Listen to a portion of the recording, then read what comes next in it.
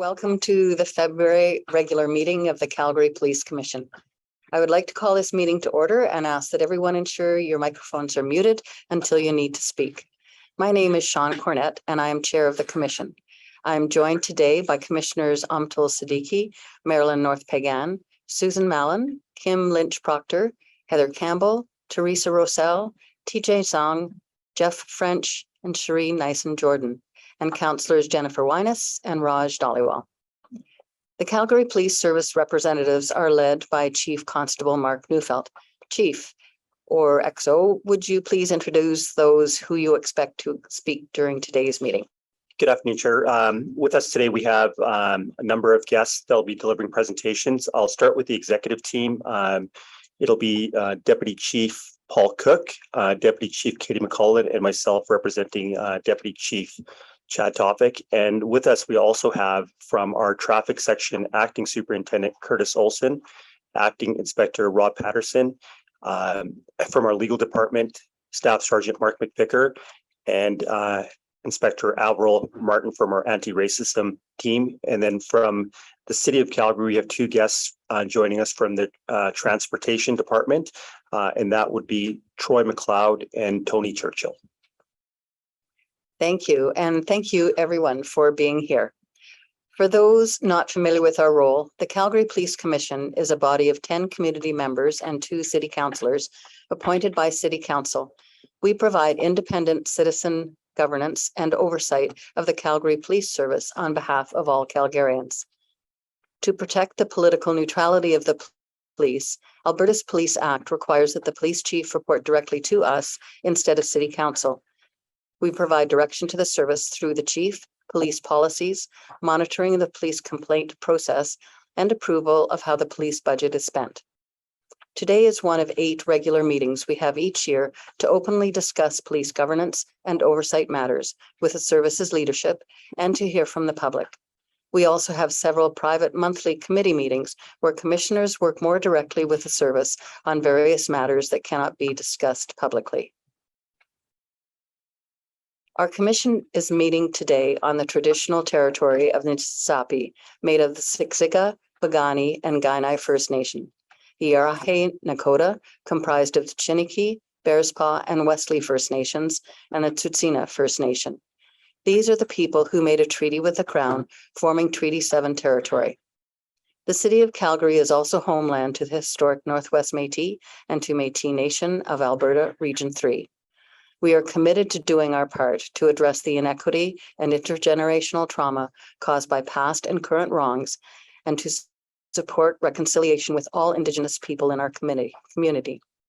Our commission also condemns racism and prejudice in all forms and is committed to being anti-racist.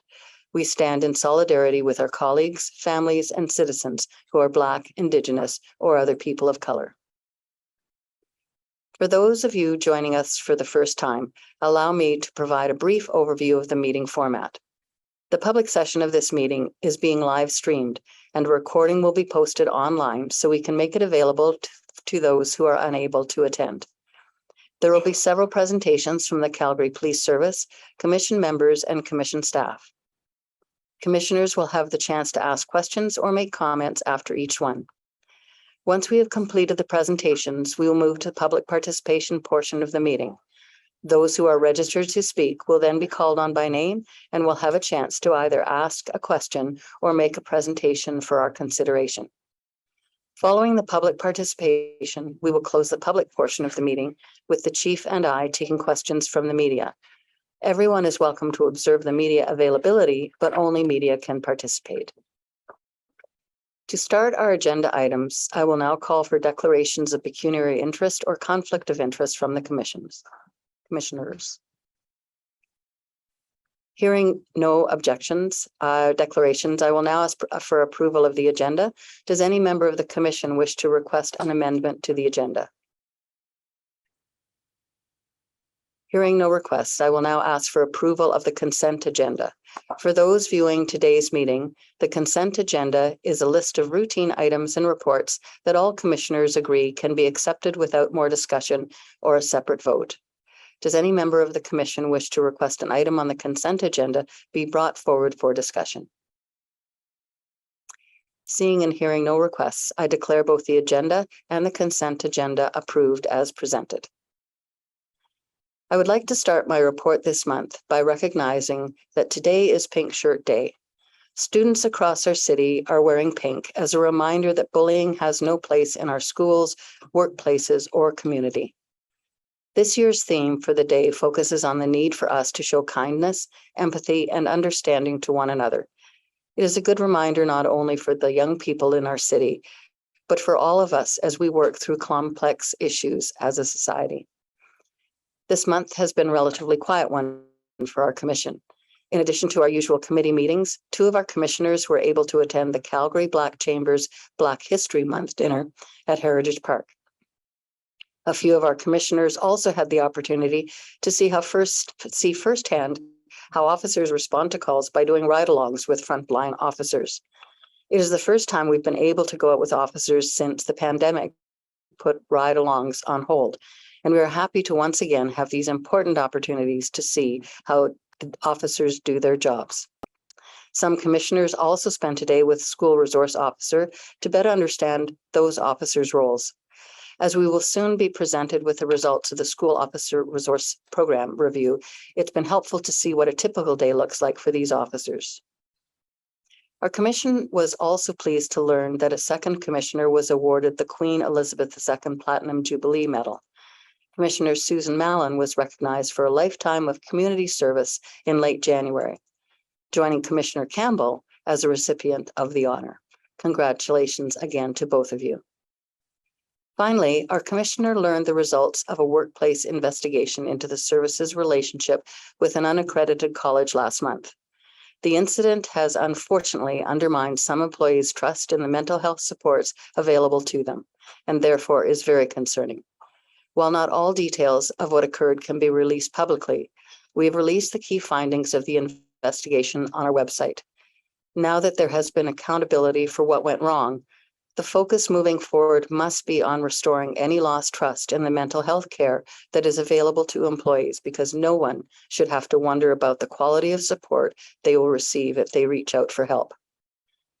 A review is now underway into whether the college's course material influenced the service's wellness supports to ensure that members are only receiving care that is in line with modern best practices.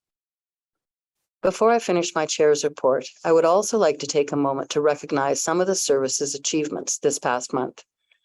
2 ongoing crime prevention initiatives, Operation Cold Start and the 9 p.m. routine, have shown their value in helping to curb both vehicle thefts and overnight break-ins.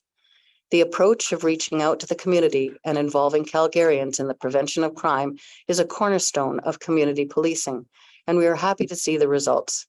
In one area, the 9 p.m. routine is believed to have helped cut the number of nighttime break-ins almost in half. It was also nice to see 2 senior members of the service recognized with Inclusive Leadership Awards from Immigrants Champions of Canada. Congratulations to Superintendent Rashid and Inspector Martin on being honored this way. Here you are.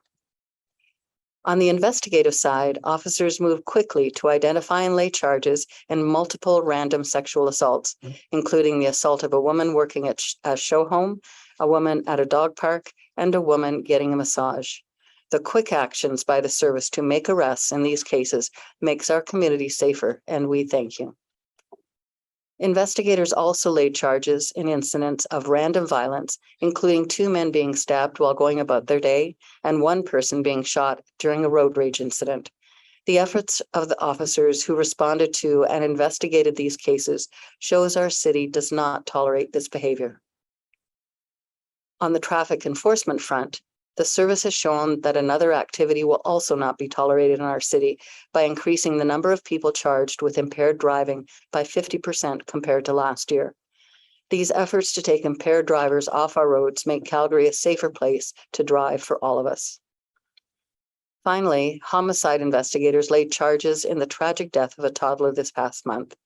These incidents have immeasurable impacts on so many in our community, including the officers who respond to and investigate them. We are grateful to those who worked on this case. Thank you to everyone involved in the great work done by the service this past month. And with that, we'll now turn things over to the service for their presentations, starting with the presentation on the interim traffic safety plan and traffic stops. Chief Neufeld, would you please go ahead and introduce the first members? Sure. Thanks so much, Chair. And thank you, just before we get started, for the kind comments there in relation to the solid frontline patrol work, the excellent investigations, the innovative community-based crime prevention initiatives, and also the various other good works that are being done by the women and men of CPS. We do appreciate the commission members taking time out to participate in the ride-alongs, both with the frontline patrol officers and the SROs. I know that the members really appreciate when commissioners actually take the time to go out and see what they do firsthand. So thank you for that. And also congratulations to Commissioner Mallon. That's awesome. Just for 5.1, I'll turn it over to Acting Deputy Chief Barrar to make the introductions of our distinguished guests. Thanks, Chief.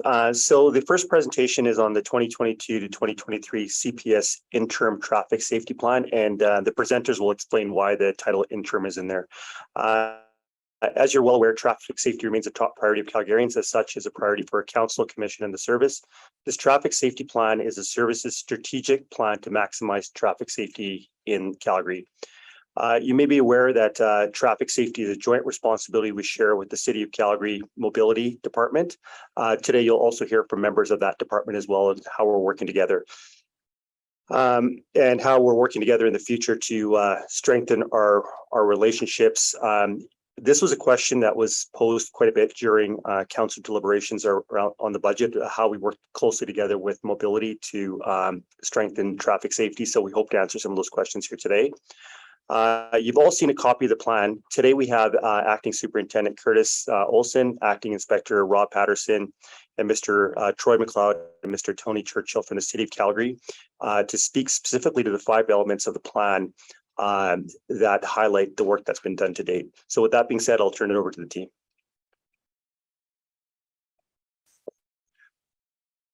Good afternoon. My name is Curtis Olson. I'm the commander for the traffic arrest processing section.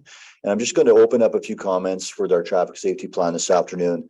3 things. I want to speak about just the incredibly important and difficult and complex work with our to enhance road safety in our city, from impaired driving through to serious injury collisions through to fatalities, and the impacts that has every day on our community members. I also want to highlight, and Rob is the acting inspector for the area today. He's going to be speaking about just the work that we do with our partner agencies, both within the city and within the province, and the work that we're doing here today, what we're collectively set around to, it certainly as a service, sets us up very well for the Alberta Association of Chiefs of Police Traffic Committee, and what we're doing to enhance the development of provincial standards so that we benefit all Albertans. And that's really what we're here to do today, and it happens with the collaboration. So with that, I'll turn it over to Inspector Rob Patterson. Thank you, sir. So I'll just start off by touching on what the deputy chief said, was that we are dealing with an interim traffic safety plan. You may wonder why that is an interim plan versus a full plan. So the reason that is that we are required statutorily to have a 3-year traffic safety plan. To create a 3-year traffic safety plan, that would take us beyond the current time of the City of Calgary's traffic safety plan. And I'll be going a little more detail about that. We want to align those 2 plans and actually produce those together so that it is a joint traffic safety plan with the City of Calgary and the Calgary Police Service. So we did approach the province and asked if that was okay to do, and we've received permission to do so, and that we won't be we're not violating any issues with that, in that with the idea that we're to align those 2 plans so that they're not out of joint forever as we go forward. So that's the main reason, and we'll talk about that a little bit more later on in the presentation here. Could you put the presentation on, please, ma'am?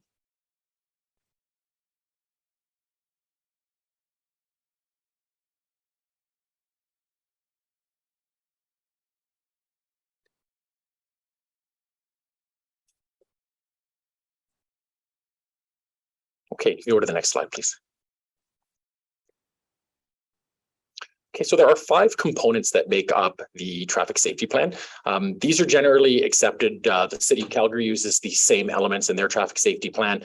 And the interesting spot is there are some points that the Calgary Police Service has direct ability to influence, and then there are parts that we have to rely on our partners to assist us in in influencing. So we have evaluation, which is consolidating data resources to support operational performance, engagement, communicate and work with citizens, the City of Calgary and community partners to understand and resolve traffic safety issues. Engineering, CPS contributes to decision-making around physical measures such as traffic calming, initiatives and road design and improvements.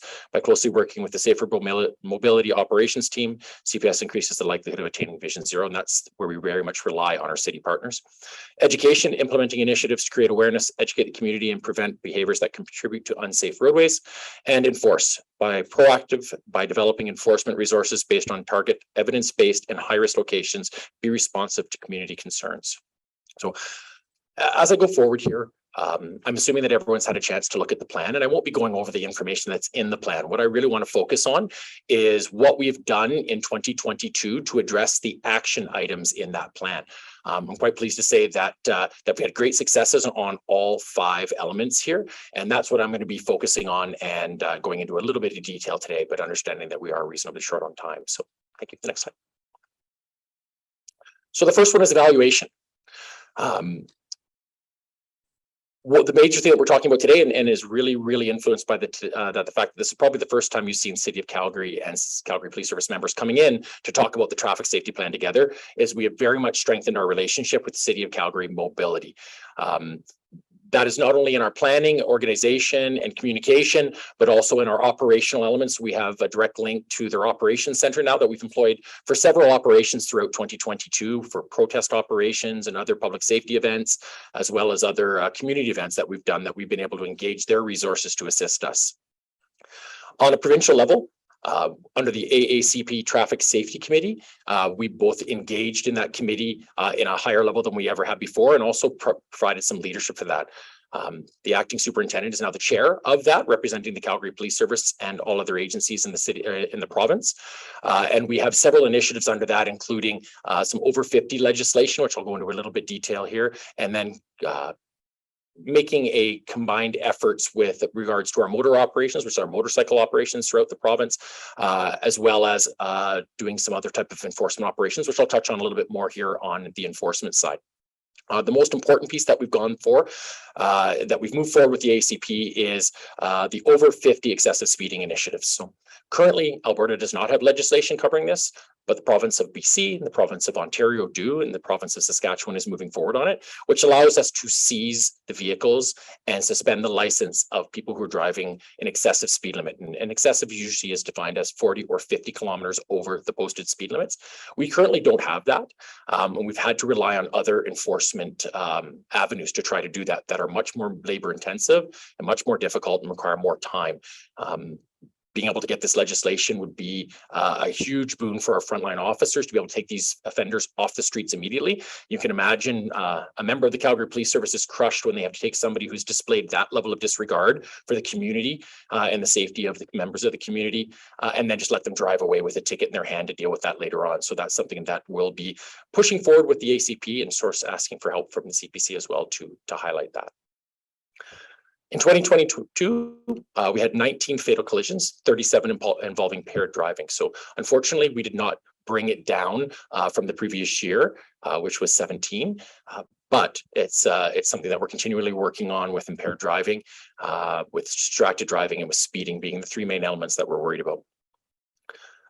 Those collisions are up 30% over 2021, but down 21% over 2020. And if you look, we're trying to look at a 25% change over the length of that plan, which is normally 3 years or 4 years. We're not doing too bad. There is going to be some fluctuation from that, but overall, we see a bit of a decrease from previous years. A huge benefit when we're dealing with vulnerable road users, pedestrian collisions are down 50% from 2021 and on par with 2020. So that's a great success. I know last year there was an understanding or a feeling from the community that we had a huge increase in those, but we did have a spate of them all in a row. So it tends to make an impact when we see them one after another. But overall, we are seeing lower levels of pedestrian involved collisions.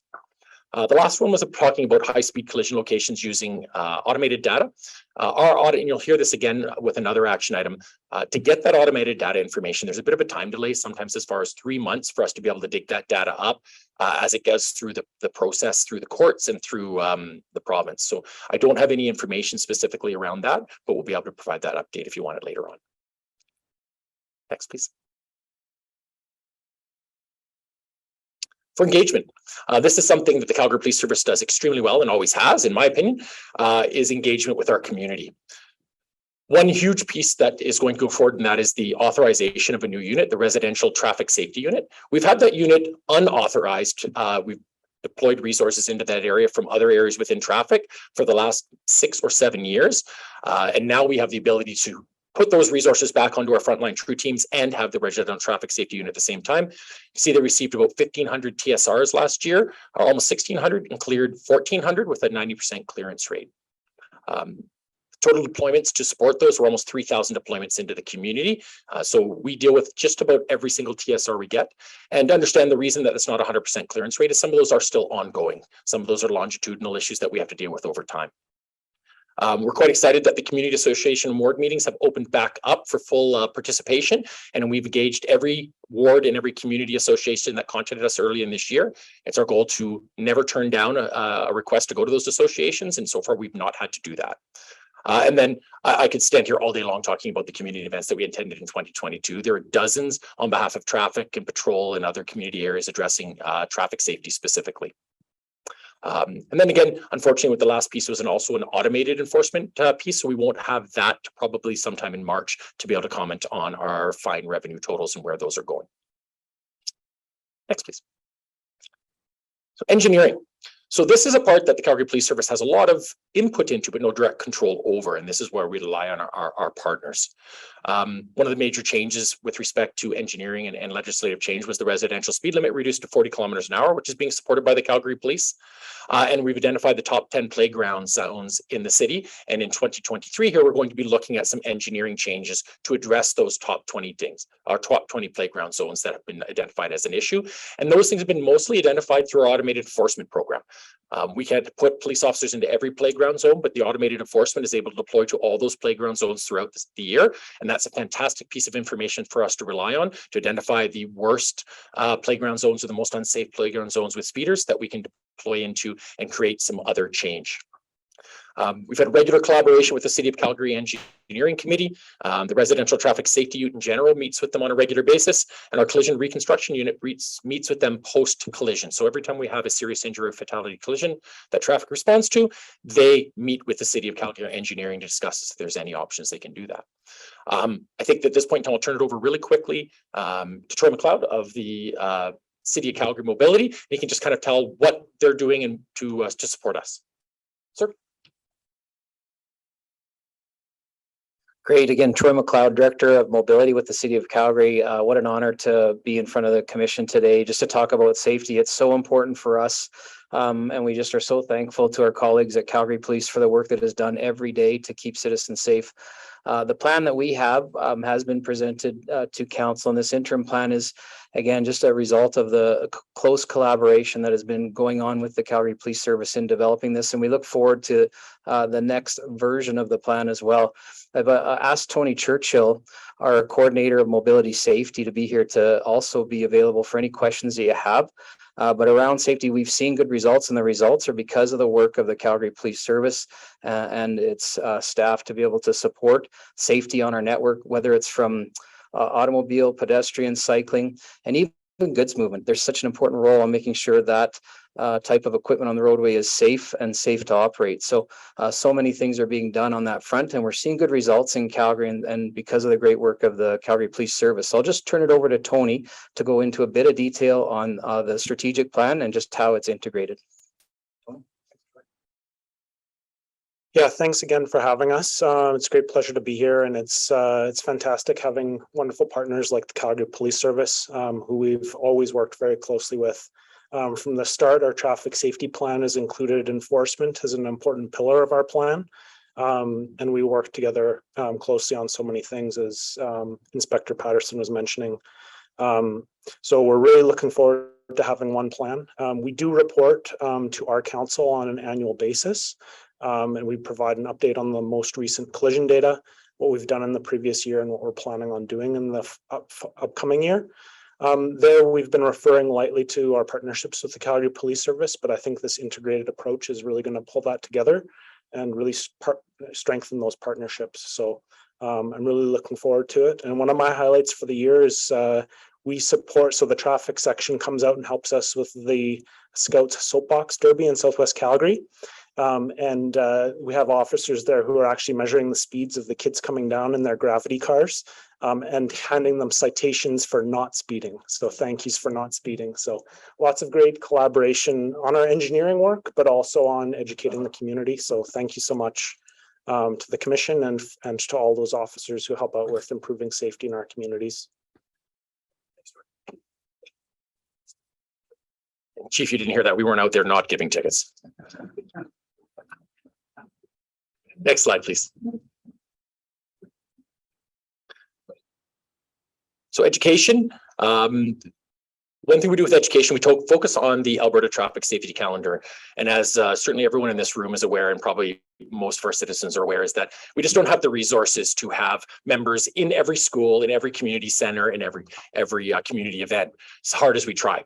So what we've really tried to focus on is trying to multiply our resources by increased use of social media presence, media messaging, and finding digital ways to spread our messages. So, for example, our high flyer posts, we call them, where we see high levels of speeders that we've caught on the side of the road by being able to, tweet out or post out that messaging that our members are doing great work on the roads, taking these the violators off the streets, as well as community information videos that we're working in conjunction with strategic communications about for things for newcomers, what to do when a police officer comes up to the side of your vehicle and conducts a traffic stop and what you can expect.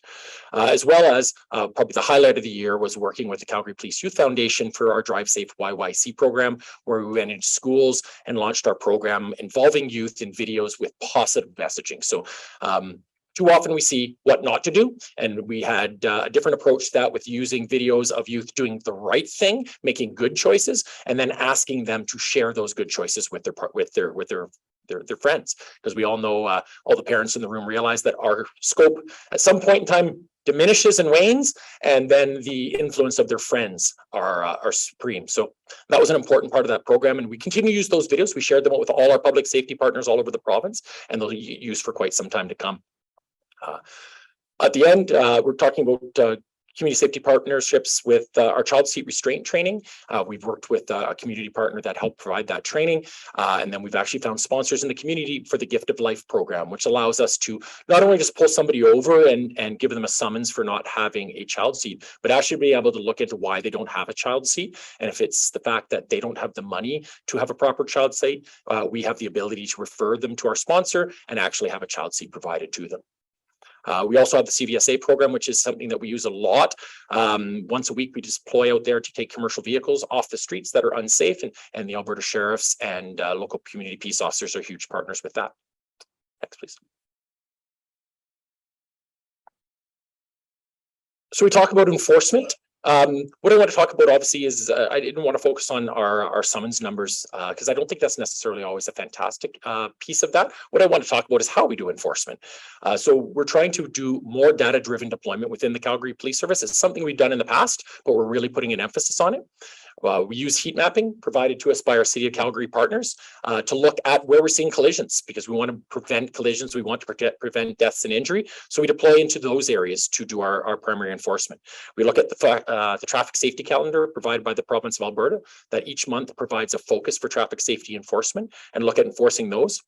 And also we get a number of traffic service requests from our community, as we talked about a little bit earlier. And obviously we want to address those community safety concerns when they come in. Working with patrol, because our subject matter experts sit in traffic. We share those monthly traffic safety resources monthly with the districts and through our newsroom, through direct communication to the districts through their chain of command, and then through our traffic safety corner on the newsroom as well. We've rolled out the APIS IRS e-entry. So IRS is the immediate roadside sanctions for alcohol, which is an administrative penalty program started by the province a couple of years ago. We've made it even easier for officers to process those roadside events by offering them e-entry. So they no longer have to write out forms. It's all done online and submitted online. We've had a district traffic check shot program, which involved patrol partnering with traffic to learn more about how to use the IRS program and get more comfortable with impaired driving. We've also or supported patrol, in the management of call load and major events such as protest events, which is to a level that's never been seen before by traffic. Our weekly CVSA deployments for commercial vehicle and our partnerships with patrol, the Sheriff's Highway Patrol, RCMP, CP Police, Tsuut'ina Nation Police, and our community peace officers. And then probably the crown jewel of the year was our joint forces check stop with patrol, Sheriff's Highway Patrol, RCMP, CP Police, and Tsuut'ina Nation Police, where we deployed once a week throughout the month of December and in and around the city of Calgary to combat impaired driving. Next, please. So the final piece, which is not part of this, it was just legislative procedural change. So a couple of things I just wanted to highlight that I've talked about a little bit in my previous piece was the APIS-based e-ticketing initiative, which we saw initially rolling out and then unfortunately not rolling out. We've reinvigorated that with the province, so we will be rolling out e-ticketing. Instead of going through an administrative process, it will be through a ticket process through the courts. We expect to, we've already trained our members, trained the trainer members on how to run the program, and we're hoping that traffic will start running this program, and then by summertime, we'll be having patrol have access to it as well. So once again, that will make it much easier and much more streamlined process to be able to deal with offenders on the side of the road, reduce errors, streamline time, and give our officers more time to do enforcement and to answer the calls that they're asked to deal with every day. I mentioned before, we continue to advocate for the tabling of excessive speed legislation through AACP. There's a local private members bill 203 that was put forward toward the very end of the year that we hope to support, and we'd actually like to see it go a little farther than what it presents, and we'll be advocating that through Chief Neufeld through AACP. And I want to point out that we were looking at different avenues. We don't have that speed legislation right now. So last year we did lay 6 criminal code charges for speeding alone. So it didn't involve anything other than high speeds of driving. We did that by working closely with our provincial counterparts at the Crown's office, by getting them to help us push those through the courts. And I can actually announce that one of them was a young offender. They were just recently convicted. Their license was suspended for a period of time. They were given probation and a significant fine. Unfortunately, that was almost a year ago. Obviously, if we had the excessive speed legislation, that would happen almost immediately. There'd be a consequence, but at least our officers are using whatever tools are available to them to deal with these things. So, and next slide, I think, is our end.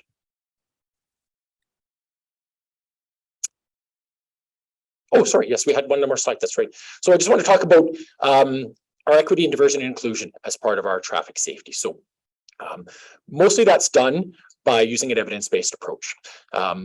We deploy in an objective manner our use of heat mapping, as I discussed, the focus on the Alberta traffic safety calendar, using the automated traffic enforcement guideline measures.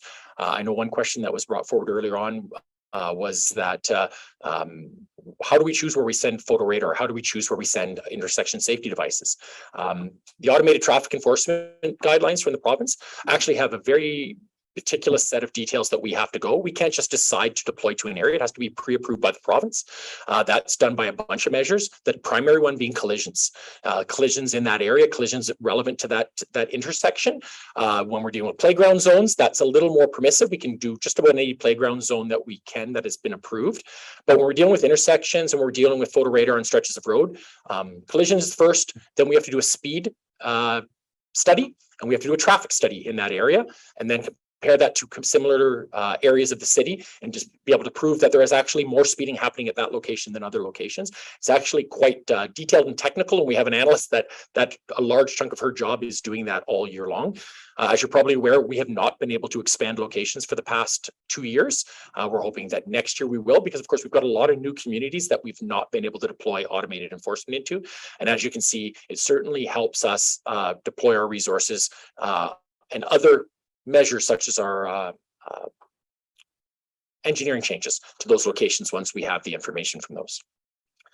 We have access to all communities through our traffic service requests, attending our community association meetings, and having a close relationship with our ward and councillors' offices. And then provide a lot of support to the community through some things that I've already talked about, was the community information videos, through strategic communications, our Drive Safe YYC program, through community event attendance, through child street restraint training, and traffic safety presentations to newcomers done by our RTSU as well, amongst a number of other initiatives.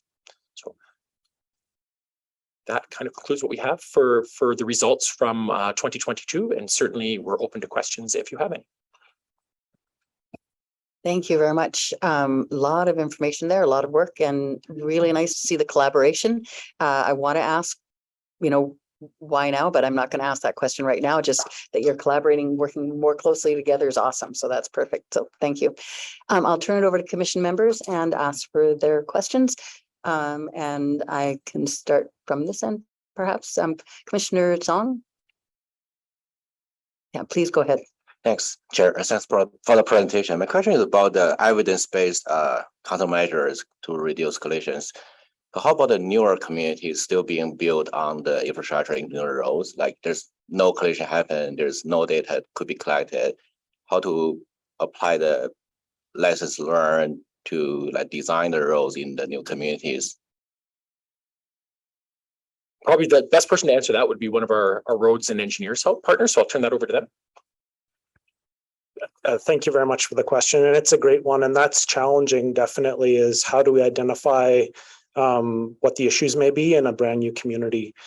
So one thing is that we're constantly revising our design standards to make sure that we're applying proven roadway design practices that reduce collisions. And one other method that we've been using is video-based conflict analysis to quantify the near misses. Probably all of us have experienced a near miss or something that could have gone wrong if people were just at a slightly different place at a slightly different time. And so by capturing video and using computer-based vision, we can quantify or identify how close that was to a collision. So we can actually observe a location for a day or two and see those conflicts and identify what types of things are challenging for road users, and then look at engineering treatments that would address that. And so it may be traffic control, it may be changes to the geometric design of the roadway in terms of where the curb lines are. So there's things that we can do to mitigate that. So we're using that citywide, but especially in those new communities where there's concerns. Thanks. Thank you. And Councillor, sorry, I could just talk from the Calgary Police Service side, how we identify those things is primarily when we deal with the new communities is through those TSRs. So often we don't have those ability to do the automated enforcement. We do have officers go into those areas, but it's those TSRs that are key to identifying problem areas for us. Sorry, what's TSR stands for? Sorry, sir, traffic service requests. Okay. So they're the request form that's available on our webpage that any citizen can go in and talk about a traffic safety issue in their community. Okay, thanks. Thank you. Commissioner Mallon. Thank you. Okay, thank you. When you make your engineering changes, is there a formalized process to get all that information then incorporated into the planning process before communities are built? Another great question for sure. Had too many mics on. Thank you, Commissioner. Another great question. So that is an ongoing process for us, identifying what situations are recurring as being challenging and how we can change our standards. So sometimes we do that through design bulletins or policy updates, such as our roundabout first policy. But that is an ongoing process in terms of revising our standards where we see that there are some recurring issues resulting from roadway design. There's other things that we do even before that just to encourage better behavior. So we have roadside trailers, speed feedback trailers that the city operates that remind citizens to slow down if they're exceeding the speed limit. And we have great partnership with the Calgary Police Service in terms of following that up with some in-person education and enforcement if required. So we can go out there and remind people to not speed and then follow up with enforcement if needed. Another program that we have partnership with the Calgary Police Service where we have identified speed concerns from citizens is the Community Speed Watch. And so citizens can request us to come out with a radar gun and measure speeds, and then citizens can thank people if they're obeying the speed limit, or on the other side of the paddle is slow please, just kind of a peer reminder to behave nicely in their community. We ask officers to attend that, but not that it would be an enforcement activity, just to make sure that there's no vigilantism on either side. So those are some examples of how our engineering work is supported very well by the police services work.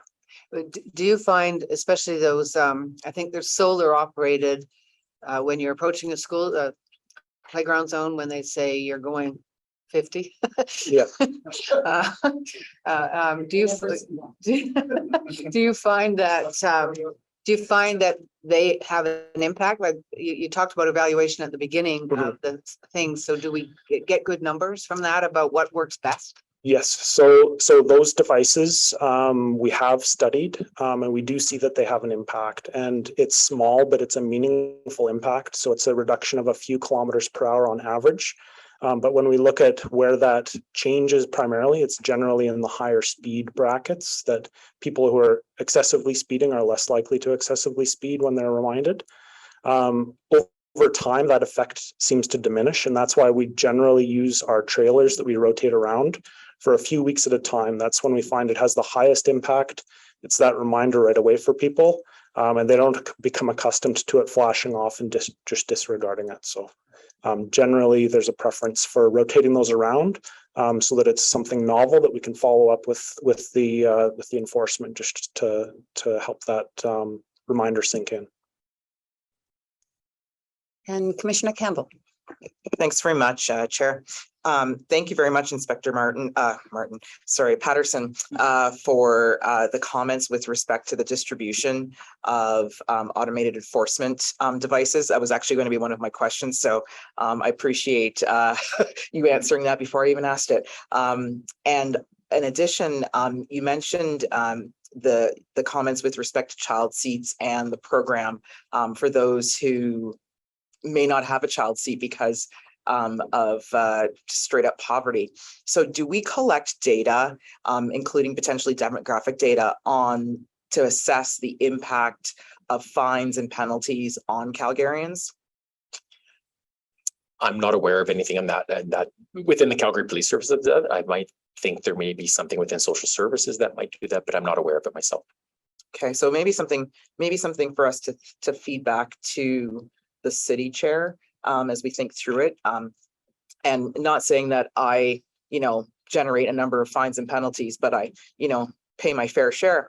And the impact of, I would say the impact of a traffic violation ticket on me is much different than the impact of a traffic violation ticket on a single parent who is experiencing low income and is challenged with housing and all of the other items. So I think we just need to figure out how to balance that.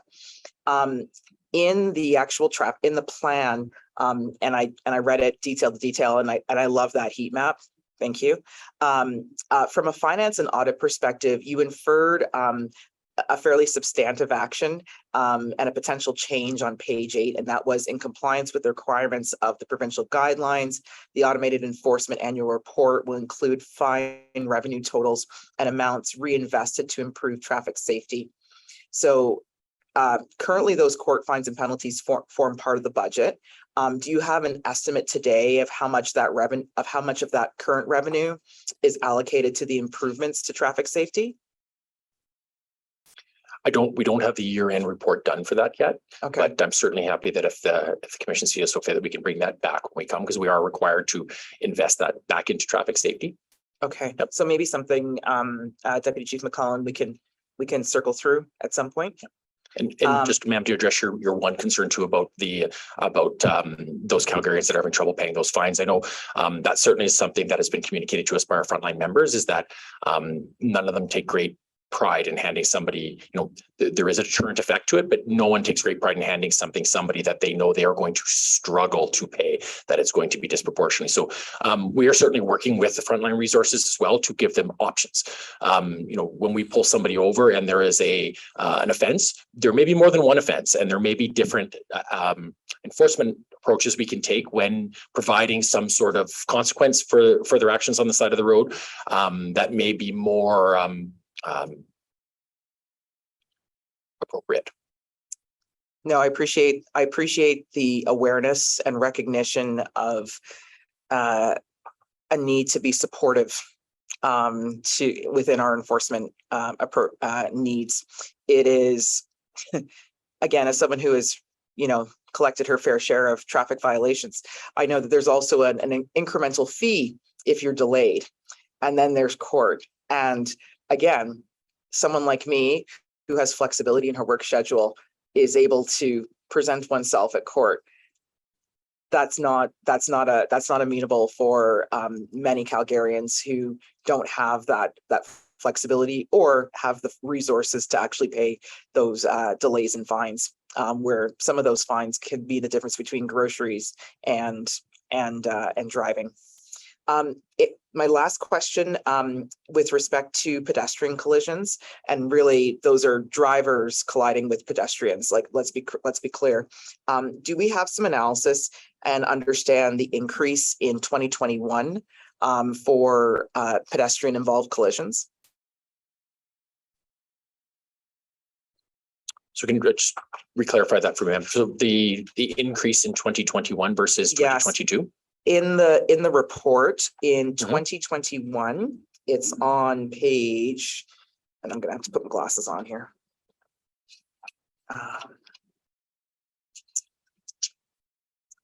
There's a little chart. On page 5 of 14, there are a set of it's a set of fatal Calgary fatal collision statistics, and in 2021, there's significant. There's the blue bar is a significant spike in the number of pedestrian fatal collisions compared to other fatal collisions. Oh, I see what you mean. Yeah, so that there's a disproportionate number there, the blue. No. One thing that we anecdotally believe that may be the case is that you can see that we had a huge amount of vehicle collisions the year before, but less pedestrian involved collisions. People kind of came out of their shells in 2021, started coming back out, and some people, again, this is anecdotal because it's pretty hard to tell and to talk to these people why these occurred. Some of them aren't the pedestrian's fault, and some of them had been pedestrian fault. That's about the only thing we could come up with. That is that we do often see changes when we see weather changes, we're seeing season changes. Coming out of wintertime, we often see more collisions because people are back out on the roads and cars are driving faster again. That's about all we could come up with on that. We can't really put any specific numbers to those men. Okay, thank you. And then last, for our friends from the city of Calgary, in terms of engineering changes and tools to support and protect pedestrian safety when they're having to engage with drivers, what types of strategies do we use? There was less about that in here. Okay, yeah, great question. And I would just echo the comments from the inspector about things that may have contributed to an increase in high severity pedestrian collisions.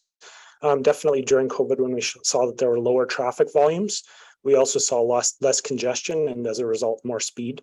And we know that there's a very strong correlation between speed and the severity of collisions.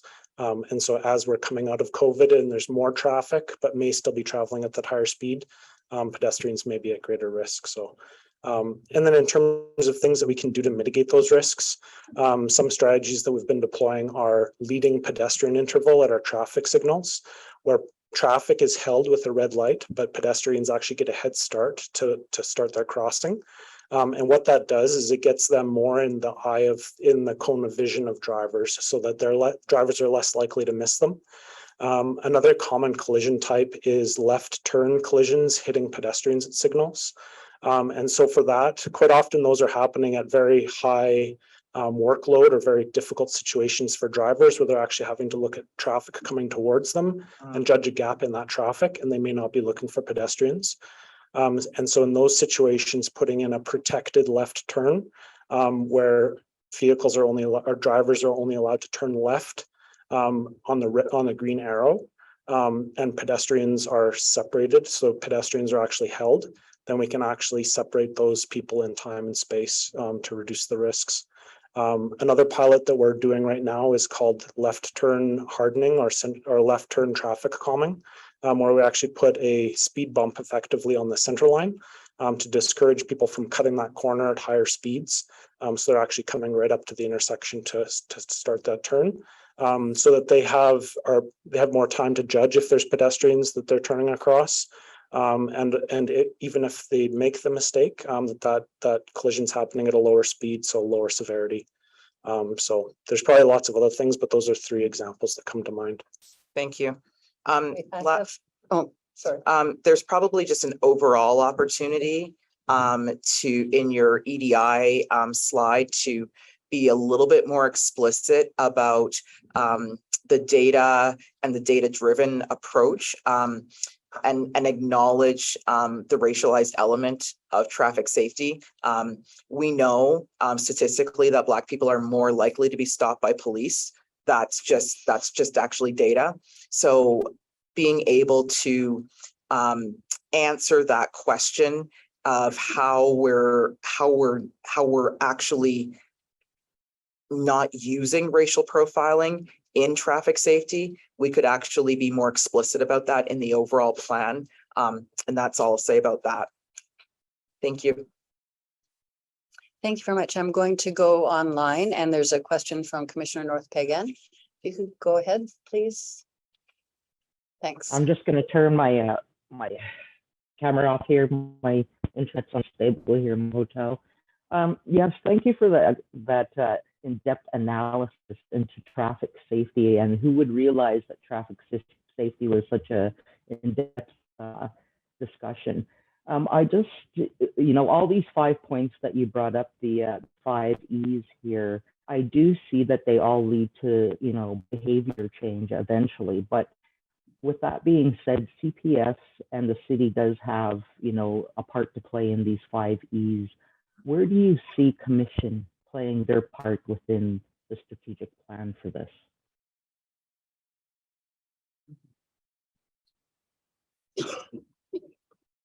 Yeah, absolutely. And I think I did mention at one point in time, I think Commission has that piece of supporting and reinforcing the messaging that we have out there and supporting those strategies, providing feedback to the plan that we do have. But I think also most importantly is advocating for those things that we need. When we are looking for specific resources, whether that be people or whether that be legislative change or policy or partnerships that don't exist already that we need to work on, I think is probably one of the things that we can most rely on the Commission to help us with. So in other words, the education piece of the 5 E's is where you want us to play our part. Yeah, absolutely, ma'am. I think that's probably exactly where that you can be the most value to us when we're dealing with traffic safety. Thank you so much. Thank you, Commissioner North Pagan and Commissioner Nyson-Jordan. I'll try and be brief. 2 questions. One is related to what Commissioner North Pagan had identified. So how close are you to that legislative change on excessive speed? And what specifically could the CPC do in order to kind of enable that to move forward? Because I think that that's probably a huge initiative that we can actually help in some way. Yeah, absolutely. I'll probably turn that over to the acting super. He is the chair of the Alberta the Alberta Association Chiefs Police Traffic Committee, and so he can probably answer that best. Thank you for that question. And so that's a very important piece of legislation that we want to move forward on with the Ontario Association of Chiefs of Police and BC Association of Chiefs of Police, as Rob mentioned, they're already there. So in the next month, we're going to be, actually it's the first week in April, we're going to be out having a traffic committee meeting. But towards the end of this month, we're going to be proposing a resolution through our chief, through to the AACP, and I believe some Lethbridge is May 8th. We are going to be presenting that resolution within this prior to the 30-day range for it to be accepted or resolved or worked on at the ACP level. I'd suggest at that point, once there's a solid approach in the ACP, then certainly from Chief Neufeld and as the president of that ACP and the work that's happening here, we really want to lean into that advocacy piece. I think the reality of what we can do, and Rob touched on it, the importance of what this means for our citizens, what it means for our community, what it means for our province, that we can take a leadership role now as a city on a provincial level, advocate for that type of legislation that will no doubt influence and stop and save lives. What Rob didn't touch on, every day we talk about, and we see our traffic officers that are out at fatalities far too many at any given time in any given part of the year. And so if we can reduce that, That's what that legislation is about. We want to make sure we're being mindful of not having too much on that agenda so that we can have a really clear look at that. But I think we're going to get close to that. And I'm optimistic, and the chief certainly would know more about this from the ACP level, is that what next steps will to take to advocate for that. We want to make sure that what we're doing is we're preparing that resolution in such a manner that it can be acted upon. Thank you. And one last real quick question is probably not a quick answer, but we're heading into, believe it or not, spring and summer. So I really would like to hear a little bit about your bicycle safety, and especially in the relationship to the city and the bike lanes. And I still haven't kind of seen some evidence come back about whether they're safe, whether they're actually in the right places, and what we're doing from a CPS perspective to kind of interact with the bicycle safety issue. So obviously, I went reverse, sorry. The first thing we're doing is the education piece, right? When we come around to the summer, we always end up posting and sharing information, encouraging bicycle safety, because we want to make sure that our cyclists, first and foremost, are protecting themselves while they're out there. Also, secondarily, then making the motoring public aware that they are to share the roads, because in addition to those, we also have motorcycles who are also vulnerable users, and of course, an increased number of young persons running about the streets. And we all know that you can tell kids to cross the road safely, but it's going to happen that they don't. So we need to be more aware of those other road users. And I think that's part of the primary piece, is just to make sure that people realize that in a vehicle, just because you are safer than most doesn't mean that you don't have more responsibility on the road for the safety of others. When it comes to enforcement, obviously, if our members see any sort of offenses taking place with respect to those bike lanes, I know I've got bike lanes running through my community in Silver Springs, and I think they've been a fantastic addition to safety in the community. Certainly, I can speak from an advocate of, I wasn't particularly happy to see bike lanes going in and thought, oh my God, they've taken a lane of traffic out of my community. And I am the biggest convert of them. That I think they're fantastic. They're a traffic calming measure in nature. They've slowed vehicles down going through our community and provided a safe place and a bit of a barrier for people. But of course, there are still places where those vehicles cross paths with the bicycles. I think along with the enforcement piece, a lot of that probably becomes something that's within the bailiwick of the engineering with our city. And I don't know if Tony, if you feel comfortable saying some of the pieces around engineering that happen with that as well. Thank you for the question. And we do track cyclist safety as well as pedestrian safety as one of our vulnerable road user targets. So we do have a similar network screening exercise to some of the heat mapping that you saw specifically for cyclists, so we can see where those issues are. Quite often they're actually on boundaries of where we've provided good infrastructure. So it's just some of those missing links. And we deliver cycling infrastructure in a variety of ways. The downtown cycle track network was probably one of the most visible in terms of like a big impact change. And we did see that improved safety for cyclists overall in downtown, even though when we look at those discrete roadways, there may have been an increase, but that was actually combining collisions that would have been spread over several blocks onto that. So overall, it is safer for cyclists, but it is a continued focus area for us. We are overall our targets at the city, and so that's an exercise for us, is combining those targets or maybe having a few more. But overall, we combine serious injuries and fatalities as one metric. And when we look at that, we are trending on target for our 25% reduction over the course of the plan. But we know that it's super important, and so we continue to work on that. And yeah, thanks. Thank you. I have one last question that I'd like to ask, and it's a bit of a general high level one, but knowing that, and it's a difficult one to answer, I expect, but knowing that any of the elements, the 5 E's that you focus on, whether it's the city or the service, takes time and resources and people and effort. Do you have a sense of which of those things, you've got performance metrics there, and that's great. There's quite a list of them, but which of those things will provide the outcome, enough outcome that you would put more resources towards that? And so what I was thinking of sort of takes people to educate, and it takes people to enforce, and often those can be the same people. So is it better to spend time educating, or is it better to spend time enforcing? The engineering part is critical, but it takes a lot of time to find the right people and then the liaison with the service and back and forth. So I expect you have committees and work groups and things. So where's the emphasis, and how do you evaluate which would be the outcomes where in the future you'll put more resources if you had to choose? Yeah, absolutely. And of course, those two elements are the preventative and the responsive, right? So obviously, we prefer to be preventative and put resources into prevention and not have the speeding occur, the collisions occur, the fatalities occur.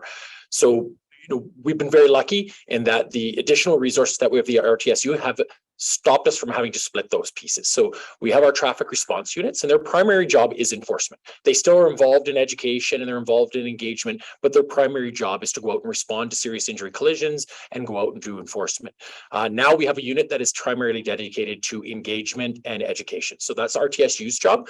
They do some enforcement along with their job, but that primary job of that enforcement is to go into those communities or into that school zone that's had a lot of problems and put in a lot of TSRs and engage that area and message that it's not okay to be doing that in the area. So we're quite lucky. We're on a bit of a high in traffic right now, having got that brand new unit started, and we'll be staffing it it's got staffing in it now, but we can now actually take the staffing that was there and put it in permanently and then put people back into our traffic response unit. So we're actually going to see an increased capacity to do both a dedicated unit that can deal with the education and enforcement as their primary job, and then our true units being able to do the enforcement piece. Does that answer your question, ma'am? Yeah, it does. And would you say, just a real quick, do you have enough people evaluating the outcomes to be able to give you the good data that you need from all of the aspects?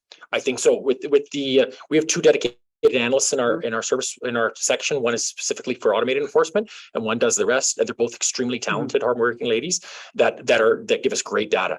Then along with all the other public safety partners that we have, working with other enforcement agencies and really closely with the city of Calgary, I think we're in the best place we've been to be able to get all the information that we need to make those choices. Great. And on the city side, do you feel you have, it's never enough, I know. I appreciate that. This consistently is a top priority for Calgarians. We hear that constantly. So it's actually a growing area for our group. So which is nice to see. We're getting more resources for investing in safer communities. And so I would say we're on the right track. We're continuing to gain momentum and demonstrating value in these investments. And I would definitely support the more on the education side. As an engineer, I'm a little bit biased because I think if we, and you're right, it takes time. But at the end of the day, if we have an environment that communicates to people how they should behave, so if it's in engineering, we call that self-enforcing, or just that the environment communicates what's appropriate behavior. If we can have that, that's way more sustainable because it's there 100% of the time, influencing 100% of the people, as opposed to enforcement, which is always going to be important. We're always going to have people who are in gross contravention of our laws, but they can't be everywhere all the time. And even when they are there, they're only able to interact with a portion of the people that are there at that time. So, but definitely the education piece is key, and that's where we have a really good partnership. Great.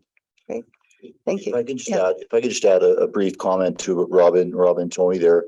What we're trying to do, and DC Topic's not here today, but certainly from the chief's perspective and acting DC Brar, what we're thinking about, what we do is it's this Alberta traffic safety calendar, for example, is distracted driving this month.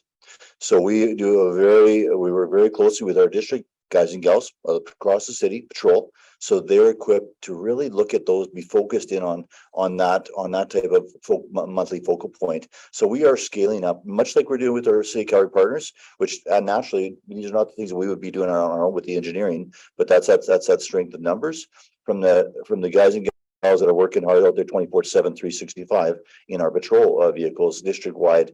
They're equipped with that information too. So that's the piece where, as much as we're doing with traffic, we are really, really working to scale up that collective response to all of our citizens, so that they have that excellent response. And we can't do it ourselves, and that's really how we're wired and what we're doing to make sure we're serving our community. Thank you very much. That was excellent. So Acting Superintendent Olson and Inspector Patterson and Troy and Tony, thank you so much for the information and all of the things you've given us to think about. And we're here to support as best we can. So let us know. So thank you. With that, we're ready to move on to the next agenda item, which is 5.2, the police service. Oops. Oh. Was there were you going to do something on pretextual traffic stops? We were, yeah, I don't know if it Thank you. was an Sorry. A or a. Yeah, it was, we had A and B and I forgot B, so please. No problem. Over. Thanks. I want to say thanks to Rob and the team there for the presentation. We'll move, it's a kind of a natural segue moving into the notion of pretextual traffic stops. And I think Deputy McClellan will just introduce our presenters for this one.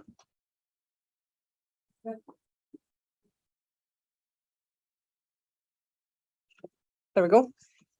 Thanks, Chair. Thanks, Chief. Good afternoon, Commission members. So a couple of months ago, we had been asked to look at a white paper that had discussed traffic safety, as well as a decision from a Quebec judge who ordered an end to random traffic stops. So through our anti-racism team, along with the legal and our training center, we have a presentation for you today on the analysis and some thoughts and some recommendations, and we're happy to take questions at the end of that. We have Inspector Avril Martin and Staff Sergeant Mark McVicker here to give you that presentation. Avril, over to you. Okay, so thank you, DC McClellan and Commission members. We'll just get the PowerPoint up and going, and I can flip from here.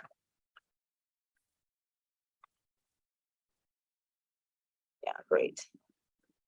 Okay, again, thank you for affording the Calgary Police Service the opportunity to speak to the white paper report published by the Center for Policing Equity out of the United States and the Quebec ruling here in Canada banning textual traffic stops. Commissioner Campbell, thank you, I think, requested a discussion related to the risks pretextual traffic stops present for racialized community members here in Calgary, and what correlation may or may not exist with our current traffic practices and procedures.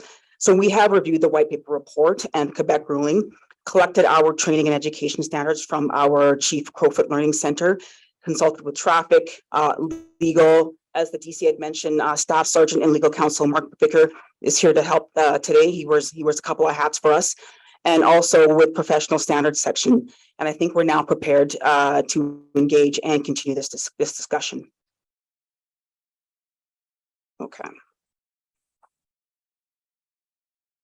So we can start by summarizing the Quebec Superior Court ruling that was a result of a constitutional challenge brought forward by Montreal resident Joseph Christopher Luamba, a Black male, citing he was stopped by police 10 plus times without reason or just cause, with no traffic violation tickets being issued. Justice Michel Ujo ruled that the laws in place that allow police to conduct random traffic stops are invalid, and his ruling wrote that racial profiling does exist. It is a reality faced particularly for Black drivers. He further states that the ruling is not meant to be an inquiry into systemic racism within police services, but to draw the attention to the issue that random stops enable racial profiling. So we, the Calgary Police Service, acknowledge that this potential certainly does exist. And we'd like to start the discussion by differentiating between pretextual traffic stops and random traffic stops. And then we'll lead into our current practices, policies, procedures, training, and education.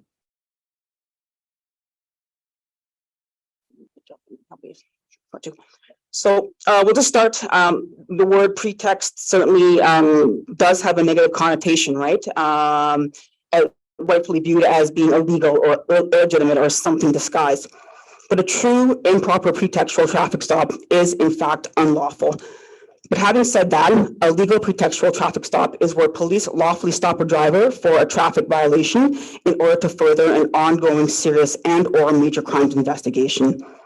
Now, the Supreme Court of Canada has acknowledged that dual purpose traffic stops can be lawful and that a traffic violation observed by police can quickly transition into a criminal investigation. For example, we see guns and drugs found in plain view at a traffic stop. Now, an officer, through lawful grounds and sound investigated steps, can quickly transition into a criminal investigation. So also drivers who are being investigated for those serious offenses are not immune from traffic safety laws and enforcement of those laws during the course of their investigation. So now conversely, a random traffic stop refers to the situation where an officer stops a motor vehicle for a traffic safety purpose, with no reason to believe that the driver is doing anything unlawful. So examples of random traffic stops include check stops to assess for the sobriety of drivers, requests for mandatory alcohol screening, or mechanical fitness tests for commercial trucking inspections. Anything further, Mark? No, that's excellent. Thank you. And I think it's a couple things important. One is if a traffic stop is truly a pretext. If it's truly a pretext, then fundamentally it's unlawful. It violates the Charter of Rights and Freedoms, human rights legislation, etc. And also when you talk about random stops, for instance, MAS or impaired driving check stops or commercial motor vehicle check stops, they're only random if they're random. And so usually what happens when you find the courts have found racial profiling is they do a circumstantial evidence analysis to determine whether or not, was it truly random? Because usually if it's not truly random, if there's something else that's causing the stop, then you can't argue that something is random when it's not. Or was it a pretext? So you've identified you want to stop this vehicle and now you're finding some other reason to stop it. If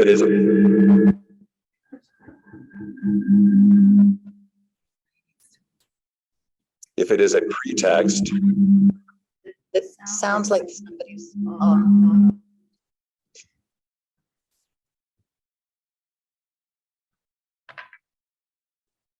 Try again. I can shut that off, but the face was that, but.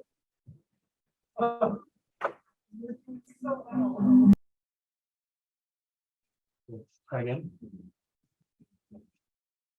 Want to try again? Does this work now? So just circling back to conclude, so random must be truly random, and usually the evidence will show that. Again, a check stop, cars are rolling in, police don't know what the cars are before they roll in, and as long as they are exercising their powers in a non-discriminatory fashion, that's okay. The problem becomes when it's not random.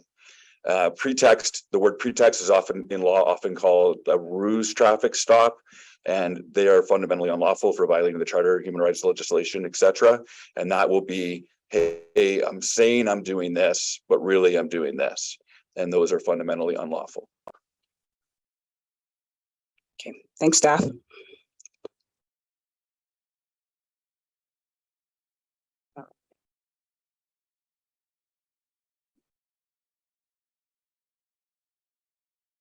It's not moving for some reason. It's not advancing.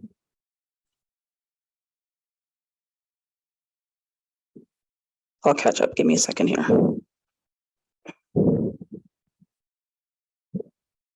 My bad. There we go. Okay, so this traffic safety white paper report published out of the US recommended policy interventions to ban pretextual traffic stops, 4 of which we can highlight for discussion in the time allotted with us today. So the first was banning police stops for low-level violations not related to traffic safety. So for us here in Alberta, and I had many discussions with Staff McVicker and Inspector Patterson, our Provincial Traffic Safety Act doesn't define what a low-level traffic violation would be. So one could assume or interpret that to be maybe seatbelt violations or burnt-out taillights, tinted windows, license plate covers that hinder the ability for us to see letters and numbers. So just to name a few, but everything within our Traffic Safety Act is for safety of the drivers, is for the safety of motorists, and is for the safety of pedestrians. And so number 2, prohibiting officers from using traffic stops as a pretext for criminal investigations. Well, we just touched on that earlier when Mark and I spoke about legal and lawful dual purpose traffic stops and the purpose for them, which do occur here in Calgary. But again, we reiterate that a traffic stop executed on prohibited grounds is unlawful and illegal, and you're trained and educated on this at length.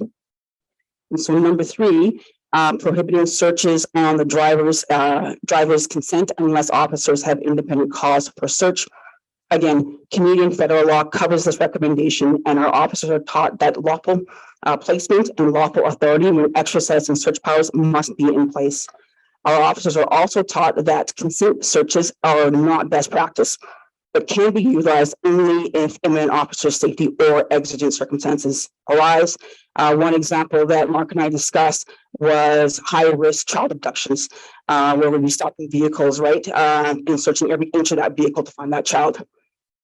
And number 4, documenting and regularly analyzing recorded reasons for stops and searches.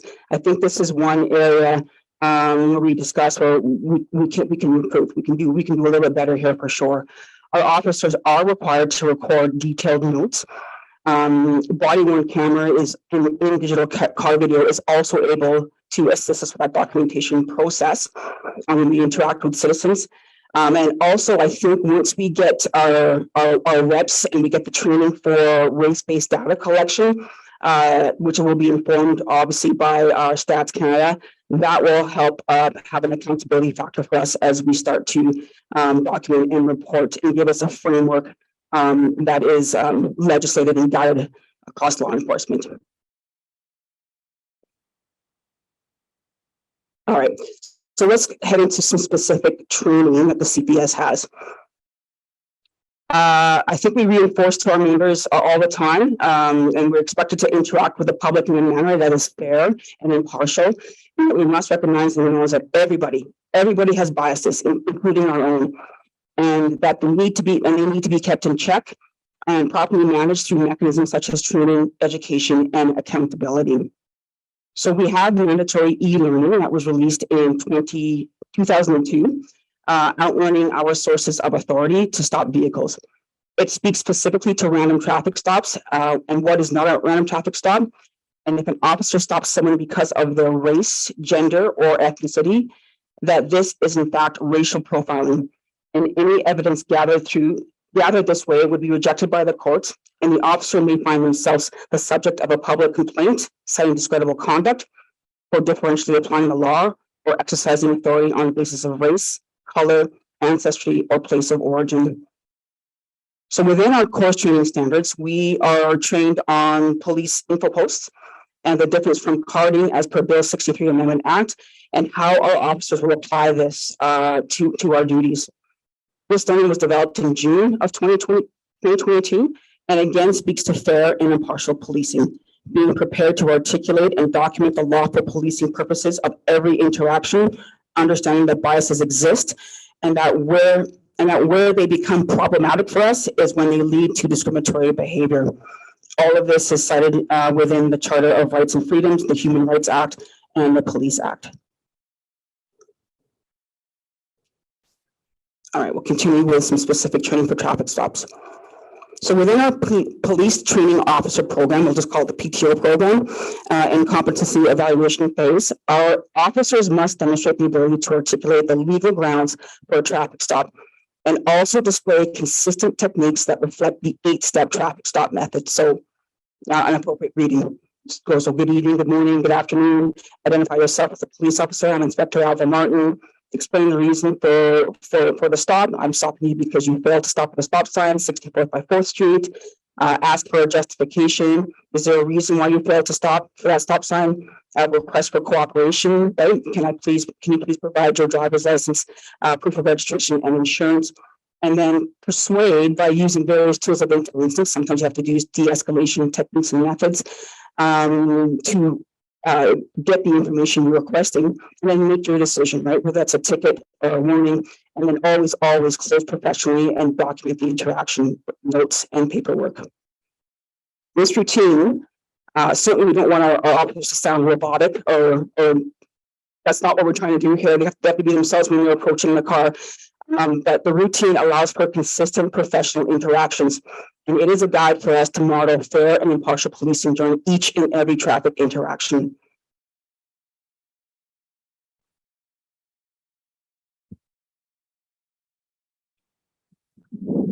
All right, a little bit more about the recruit training with respect to traffic stops as well, or traffic safety and education. It definitely includes emphasizing the importance of knowing our lawful authority to stop, understanding that traffic education and enforcement is a core service as a police officer, and that traffic enforcement serves to save lives, reduce the number of accidents, and educate drivers. Random stops are discussed at length, including when our officers are permitted to do so. Again, for example, to check for the sobriety of drivers, and when we are not, and the consequences of such actions. In addition, recruits receive 11 hours of diversity education and training divided into 3 days. So this includes introduction to diversity and cultural humility, that's 2.5 hours. Indigenous training and education, that's 3 hours. Diversity issues, 3 hours, and that's on biases and stereotypes and how they affect our judgment. It involves case scenarios and includes gender and sexual diversity training as well. And then on the 3rd day, we head to Bow Valley College and connect with our English language learners and conduct scenario-based interviews to learn about communication barriers and how to overcome them. All right, so this is our last slide, I promise. All right, and so this is, we will end with our commitment to improve our service delivery, which is one of our goals outlined within our CPS anti-racism strategic roadmap. And this includes equity, specifically racial equity as it pertains to service design and delivery. So current ongoing training for all members includes mandatory Indigenous training education with 16 modules. We are currently on module 11, titled Overrepresentation in the Criminal Justice System. We also have mandatory and revised LGBTQ+ training and education for all members. We are back on cycling 6-week interval anti-racism training with our ELT SLT. And we are continuing to build on our initial stages of frontline training. Training thus far is around the 4 levels of racism, and now we will include frontline feedback into our future training and curriculum that speaks to officers' everyday experiences and interactions, understanding language and culture, and how racism and discrimination manifests in society and the workplace. And so lastly, and to close, we have pulled our professional standards section complaints for 2022. Of the 350 complaints received, 11 had claims of differentially applying the law due to race, and of those 11, 2 were related to traffic interactions. Right, Catherine? Yeah? Okay. And that's it. We are open for questions. I'll go to commission members first and start, Commissioner Nyson-Jordan. Thanks. So perhaps I'm confused and you can correct me, hopefully enlighten me. The pretextual stop, I would assume that it's legal if you're looking for a missing person or if you're looking for somebody that has robbed a bank and there's a getaway car. So just to put it in that vernacular, that is acceptable, correct? So it's basically going to be an issue of grounds, and each fact situation is going to be a little bit different. So Right. if it was a robbery getaway car and it matches the description given by the robbery clerk to Calgary 911, then you may have grounds just based on that to stop that particular vehicle for being associated to the robbery. Okay. A pretext, basically, when the courts find that, they look at the circumstances, kind of like look at basically the different circumstances and then the threshold, and it might look something more like this, where police are driving down the road, they see something they don't like about a vehicle, their spidey senses, the courts have recognized that phrase, spidey senses go up, they wheel around and they stop the vehicle for X. And now if basically with body cam and with in-car video and with computer aided dispatch, there's a sequence of events there. And if it looks like and smells like, it talks like a duck, that basically you are, you made an observation based on prohibited grounds, you spun around and then you conducted a traffic stop saying that you were doing it for X. The courts can find that to be a pretext or a ruse stop for illegitimate purposes, which they would find to be unlawful. Okay. And the other kind of corollary of that is, how do you deal with some of these situations then that you're in a closed area and what other opportunities do you have to find that missing person that may be in XYZ, the kid that's in the back seat of the vehicle that there's lots of kids in the back seats of vehicles, but if they're moved out, how else would you do it?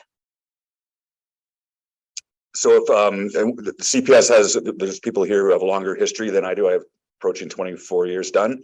We have on a couple of occasions in my experience and involvement had, you know, an abduction from Deerfoot Mall, child abduction, Deerfoot Mall.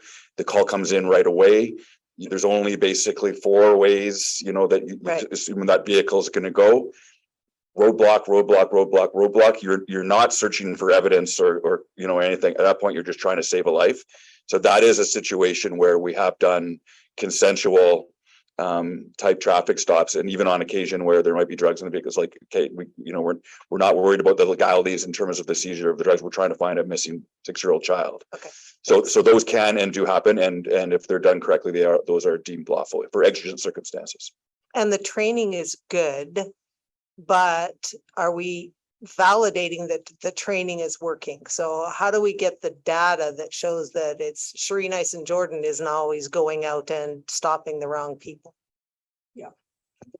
So great question. Thank you, Commissioner. And we're trying to work with Stats Canada to responsibly do that, right? Making sure that we can collect that race-based data within our own systems, within our service, doing censuses, right? So we're on the stages of doing that, but we're just waiting for that solid direction, that solid training from Stats Canada so that it's equal across the country. That's how we collect it, how we use it, and how we're going to use it going forward. Great, thank you. Commissioner Campbell. Thanks very much, Chair. I apologize, Inspector Martin, for making you do this in Black History Month. But I really appreciate the detail with which you reviewed both the white paper and the decision in Quebec. It's fundamental in the community. I'll be quite frank, we call it getting stopped for driving while black. That's what it looks like. That's what a pretextual stop feels like and looks like. You may not even match the description. You just look suspicious, and I don't know what that means, but that's what it feels like. This is a fairly significant issue. When we look back at the set of hearings that were held with Commission and with CPS and with the city in July of 2020, 80% of those issues that were raised by the Black community and by racialized people in this city about their relationships in this city were about policing. And a number of those articulated their emotion and their fear and their challenges with CPS and a perception of racial profiling in their relationships with CPS. So being able to have this kind of information, and eventually when we deal with number 4 about the data and being able to show that data, and I really appreciate it from Edie Murphy that we're down. It's literally 2 incidents with respect to out of 350 complaints that are traffic related. It's actually quite phenomenal. And it's something, not going to say something we should be proud of, but it's something that we can openly share with the public to say, this is what we're working on. We understand it's a challenge. We wouldn't have specific training for CPS if it weren't a challenge. So thank you for doing this.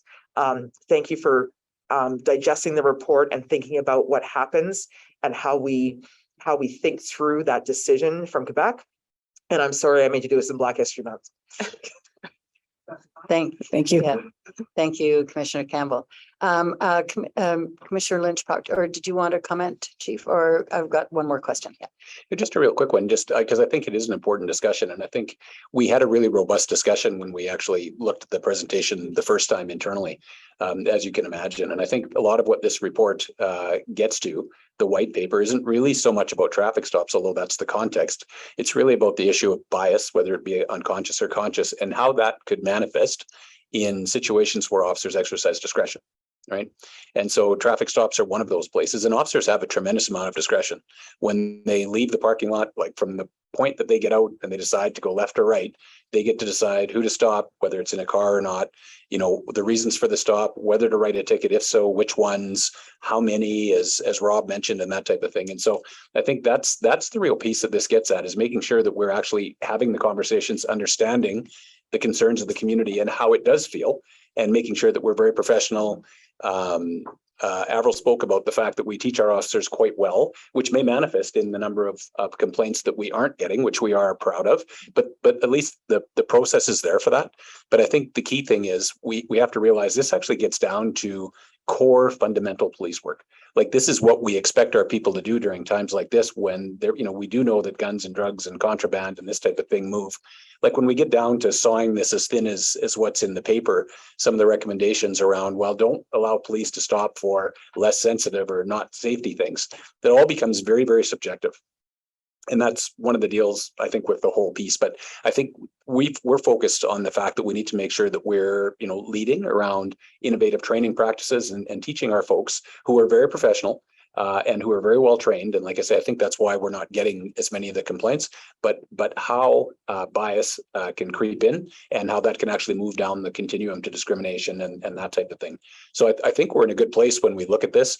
I think there's obviously, when you look at these issues in here, some of the recommendations would result in some pretty negative and unintended consequences around public safety, because the theory goes, if we just reduce traffic stops, we'll reduce violence. But I think what we're not factoring into that calculus is all of the guns and drugs and stolen property and aggressive drivers and all the people that are killed as a result of aggressive and distracted and impaired driving. And so these are really important tools, but the issue is a really important issue. But I think it gets down to that piece around bias anywhere where police can excess or exert anywhere where they can thank you exercise discretion. That's exactly what I was going to say. So thank you for that. That's a really important point, Chief. And I was really pleased to see Inspector Martin bring in the concept of layering the training as we get through and understand how to deploy Bill 63 with respect to street checks, because it's a question that I asked to Superintendent O'Brien last meeting, but there is a fundamental piece for me where that bill says I can voluntarily say no to a street check, but how does that relationship and how does that dynamic change between me and that particular officer when I choose to say no as a 6 foot tall Black woman? I'm going to jump in, Heather, because I'd like to hear from Commissioner Lynch Proctor. I should have been more attention to the screen, so thank you. Commissioner Lynch Proctor, if you could go ahead, please. Oh, it's no problem, Chair. I agree, it's an important discussion, and my question's already somewhat been asked. I guess I have a comment and a follow-up question. I agree that in terms of, you know, the statistics we have on complaints to date is positive. Provided that we don't have an underreporting issue. Certainly from an education and policy perspective, I think, you know, the CPS is in a great place, and appreciate that this does go to discretion and everyday policing, and that we are waiting as well on Statistics Canada in order to have the information that we need.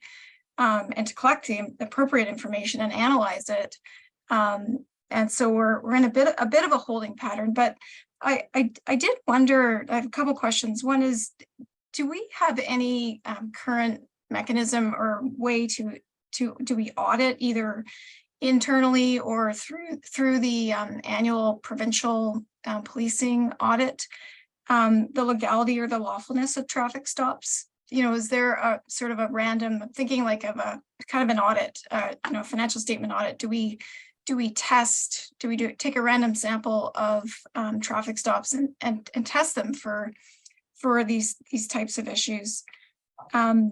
My second question is, you know, I know there's, and the white paper talks about this, and I just left California and saw some news on this as well, that there are some proposals in the US to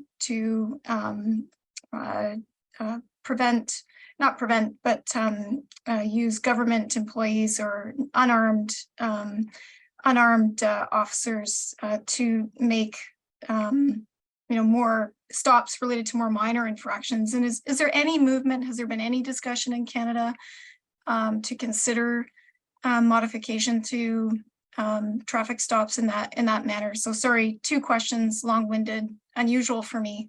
Thanks, I appreciate it. Thanks, Commissioner. Good questions. So I'll do the last one first, if that's okay. So the, you know, in Alberta and across the country, there's the different layering of law enforcement that has occurred more in the last number of years than ever before, with the sheriffs and municipally and different agencies involved in traffic enforcement that are not just the police, often peace officers. So that would probably be the best current example of that in terms of layered enforcement and different agencies doing different things. For the first question, that probably is an area we can get stronger on. That really, what happens, what we've gotten better on in the last few years for sure, has been being very responsive through our professional standards section in relation to what we hear back from anything that comes from the courts.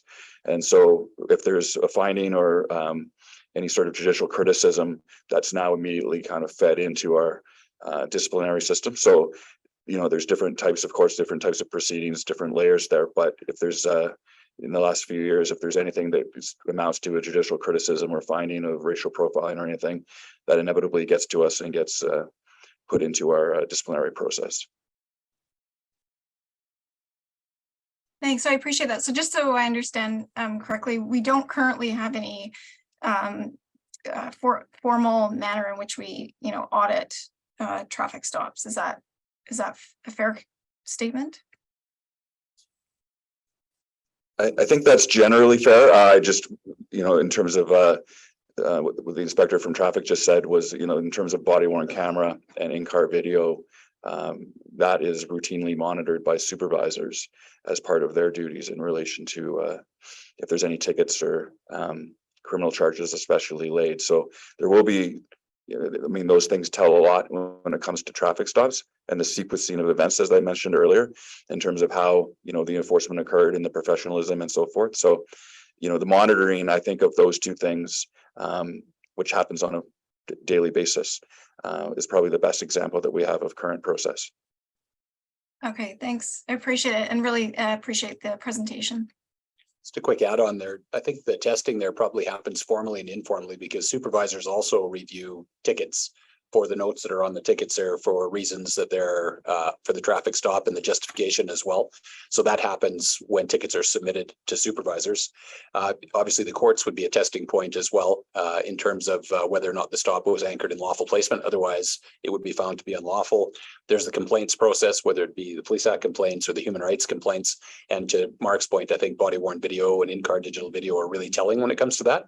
So, and then I think informally, a lot of the conversations similar to what Commissioner Campbell was talking about are occurring between the advisory boards and the teams as well, where things are flowing in and there's lots of discussions. So I think informally and less formally or more formally, it does happen. But I don't think we've used body worn video in that way just yet, where we've said we're going to go and audit off of that. So I think those are the pieces that are in place. Chief, if I could just add to Commissioner Lynch Proctor's question about the professional standards data. The numbers are very low. We don't draw any conclusions from that because I do think there is likely an underreporting issue. When someone has an experience with police in which they feel like they've been discriminated against, going and filing a complaint about that discrimination with the service, there's obviously a low level of trust in doing that. And we know that exists. So the data is very important, but the exercise in professional standards is around building trust and how we respond to the complaints that we do receive and investigating them against best practices, and making sure that they're thoroughly investigated appropriately, and also that our professional standards staff and investigators represent the diversity of Calgary so that we can see those stereotypes as they show up in the complaints that we receive. And to the chief's point, body worn camera is extremely valuable evidence to us in those investigations. Great, thank you. And thank you for all of that work. The one comment that I would make is this last 5 so minutes in terms of how it's monitored, whether it be informally or not, is hugely valuable. And perhaps, and I hesitate to suggest this, but maybe just one last slide in that presentation that says, and this is how we keep on, we've talked lots about the training and the upfront and the prevention, but this is also how we monitor and look at it as we go forward and ideas for the future. So I think it's just been a really good piece of conversation. And I think without adding it, we miss an opportunity to say, yeah, it's not just because of this white paper, we're already looking at this. Okay, great, thank you. Thank you very much. And thank you to everyone who's been working on all of this. So much appreciated. Thank you. We have 2 more items in this section. Actually, we have 3. So the next one we're going to do, and then we'll take a few questions, is 5.2, which is the Calgary Police Service and Edmonton Police Service Beats Exchange Program. So that's both sure update, but we'll take a few questions and then we'll do the 2 updates on crime and anti-racism after that. Thanks, Chair. I think this 5.3 will be quite quick, and I'll hand over to Acting Deputy Barr for that. Thanks, Chief. So like the Chief said, it's a pretty straightforward briefing note. We thought we'd bring it forward as the citizens and yourself will see EPS officers deployed to our downtown core, and citizens in Edmonton will see the same of CPS officers. So we have entered an agreement with our peers up north to do an exchange program with our Beats members. Those are the members you'll see walking around downtown with the cowboy hats on sometimes, or on mountain bikes. And Edmonton has a similar team as well, dealing with social disorder and crime issues within their core. To share best practices in each city, we've decided to enter into a program where we're going to send a couple of our officers to their city for a couple of days to patrol with their members and vice versa. The purpose of this is to share best practices. This is something that happens in law enforcement quite a bit. We often share best practices with partners across the country, just given the fact that we're both from the same province and both police service has jurisdiction in each city. It makes it easier for us to do so. This will be a firsthand experience to see the challenges that we're experiencing in our cores and look at best practices and how we're dealing with them. So that's the long and short of it, and we can bring back an update at a later time as to how the program went and what some of the learnings were. Thank you. Any questions for this? Commissioner Nyson-Jordan? This is hopefully an easy answer. So if you have a CPS and an EPS together, do they both have jurisdiction in each of the cities? Can they arrest or support? Yes, I see a shake of a head. Yes, they can. Thank you. And Commissioner Campbell? Short one. And I promise they're quick. How will the Alberta Sheriffs maintain the evolution and change to police culture that CPS is currently working through? So this memo speaks actually to the exchange program between CPS and EPS. Those are police officers. I think what you're referring to is the deployment of Alberta Sheriffs to the Corps. Chief, did you want to speak to that, or? Commissioner Campbell, can you just run that question by me one more time? Thanks, Joe. So more, sorry. So more, how will the EP? This is the wrong question for the wrong section. So we'll deal with that in camera. It's fine. Okay, great. Thank you. Thank you. Yep, that's good. All right. Anything else? I don't see anything on the screen. So with that, can we move on to, or we will move on to section 5.3 and 5.4. We'll hear both updates and then we'll open it up for questions. So I can turn it over to the chief or Deputy Chief McClellan or DC Cook. Not sure who's going next. I think it's, we're at 5.4. It should be the crime update for Paul's Bureau first. Thank you, Chief, and thank you, Chair. And Chair, as per last meeting, I greatly appreciate your comments at the opening of the meeting. You have succinctly captured a lot of the tremendous work that happens day in and day out by our members in support of public safety. I'll just highlight a few that I normally do at the monthly meeting. I'll start with gun violence, as it remains very important to us as a community and also as a service. There were 10 shootings reported in January of 2023, which is a 33% lower than in January of 2022. By this time last year, we had 23 shootings, and year to date, we're at 15. We had 5 so far in February and 10 in January, as I stated. That year to date up to this meeting puts us at approximately a 35% decrease from this time last year. By the end of 2022, we seized 517 crime guns across the service. And in January of this year, we've seized 35 crime guns. Approximately half of those crime guns are handguns. Those that were charged with handgun offenses, none of the offenders had a firearms license. These firearms were seized during all types of investigations, from traffic stops to drug investigations, homicides, and everything in between. The prevalence of firearms being used to commit all types of crimes remains a significant concern for our service and our community. As reported last month, our firearms investigative unit has noticed an increase in smuggled firearms and personally manufactured firearms. Conversely, there has been a decrease in straw purchasing. Earlier this year, we launched a Twitter account dedicated to sharing information about seized firearms with the public. This account also highlights our specific investigative efforts to address gun violence in Calgary.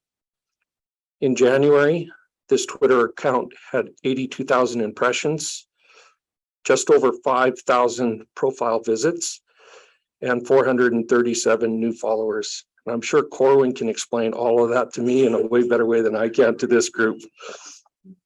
But I do think it's important in around community engagement and education and the partnership that we need with the community that we talk about with this group every meeting. In January 2023, our organized crime enforcement team seized 8 firearms from one man and charged him with 36 offenses, including possession of a controlled substance for the purpose of trafficking and multiple firearm charges. One of the seized firearms was determined to be stolen, and the remaining 7 are believed to have been smuggled into Canada. If I could just quickly capture a compliment that we received from Mr. Adam Garrett, Firearms Prosecution Counsel, Appeals and Specialized Prosecution Officers of Alberta Crown Prosecution Services. Back in January, the Calgary Police Service hosted the Alberta Prosecutor Firearms Working Group, and the compliment states in brief, they greatly benefited from the presentation from the Calgary Police Service Firearms Investigative Team. As you're all aware, that was growth that we were able to achieve through this last cycle. Some of the feedback from the individual prosecutors, I'll quickly verbatim. After actually experiencing the power of a firearm, it seems that merely describing them does not do justice to them. The real danger of firearms hit home when you have a chance to handle them. That was a prosecutor from Fort Saskatchewan. Gaining this practical knowledge will allow us to incorporate this information into our practices and procedures for other prosecutors across Alberta. That was from a prosecutor in Medicine Hat. This training was invaluable in building my knowledge and skill set in the prosecution of firearms offenses. This was a comment made by a local prosecutor. This was one of the most valuable developmental experiences of my career as a Crown so far, again, from the Calgary Prosecution's Office. So again, it's just a compliment with the importance and the key role, obviously, that the Crown plays in combating the ongoing violence within our community. As far as homicides, as of today's date, we've had 2. reported homicides. The first, as you're aware, on New Year's Day, involved a fatal shooting, was drug related, and investigators have issued Canada-wide warrants for the suspect, although it is believed he had fled the country. Our second homicide, which still remains under active investigation, occurred on February 16th of this month. Commercial robberies, as we reported extensively through 2022, we ended 2022 with a higher than average number of commercial robberies, but with relatively low numbers for November and December, which included only one pharmacy robbery and 0 cannabis robberies. Both pharmacy and cannabis store robberies were driving trends through the beginning of 2022. As a result of 2 major initiatives now in place, time safes in pharmacies and removal of window coverings from cannabis stores, as well as some successful collaborative investigative work between our robbery unit and frontline patrol officers, we saw a considerable slowdown of robberies targeting these type of businesses. CPS led this work with partners in both industries to effect the change. That's my update. Thank you. And we'll turn it over to the anti-racism update. Where is that? I think there might be one between is there there. one? I think Acting Deputy Barr is just going to talk about Community Policing Bureau first. I'm sorry. Yes, go ahead. Our bureau's taken up quite a bit of time today, so I'll keep it short. So there's 3 updates from that I'd like to highlight from the report that was submitted. The first one being around the trends that we're seeing towards the noticeable decrease in domestic violence. Citywide, we've seen a decrease in the number of domestic violence incidents. This is promising as it's the 6th month in a row where we've seen the decrease over the 5-year average. What's promising here is that the domestic reporting has stayed the same. So the number of domestic incident reports we get has maintained steady. However, the number of violent incidents in that has decreased, which is, anecdotally probably contributed to some of the work that we're doing around prevention. So I thought that was that was worthy of sharing. The second initiative I'd like to highlight, the chair already mentioned in her opening remarks, was once again this year in conjunction with other law enforcement across the province, we're participating in Operation Cold Start. This initiative is aimed at reducing the number of auto thefts as a result of vehicles left running with the keys in them.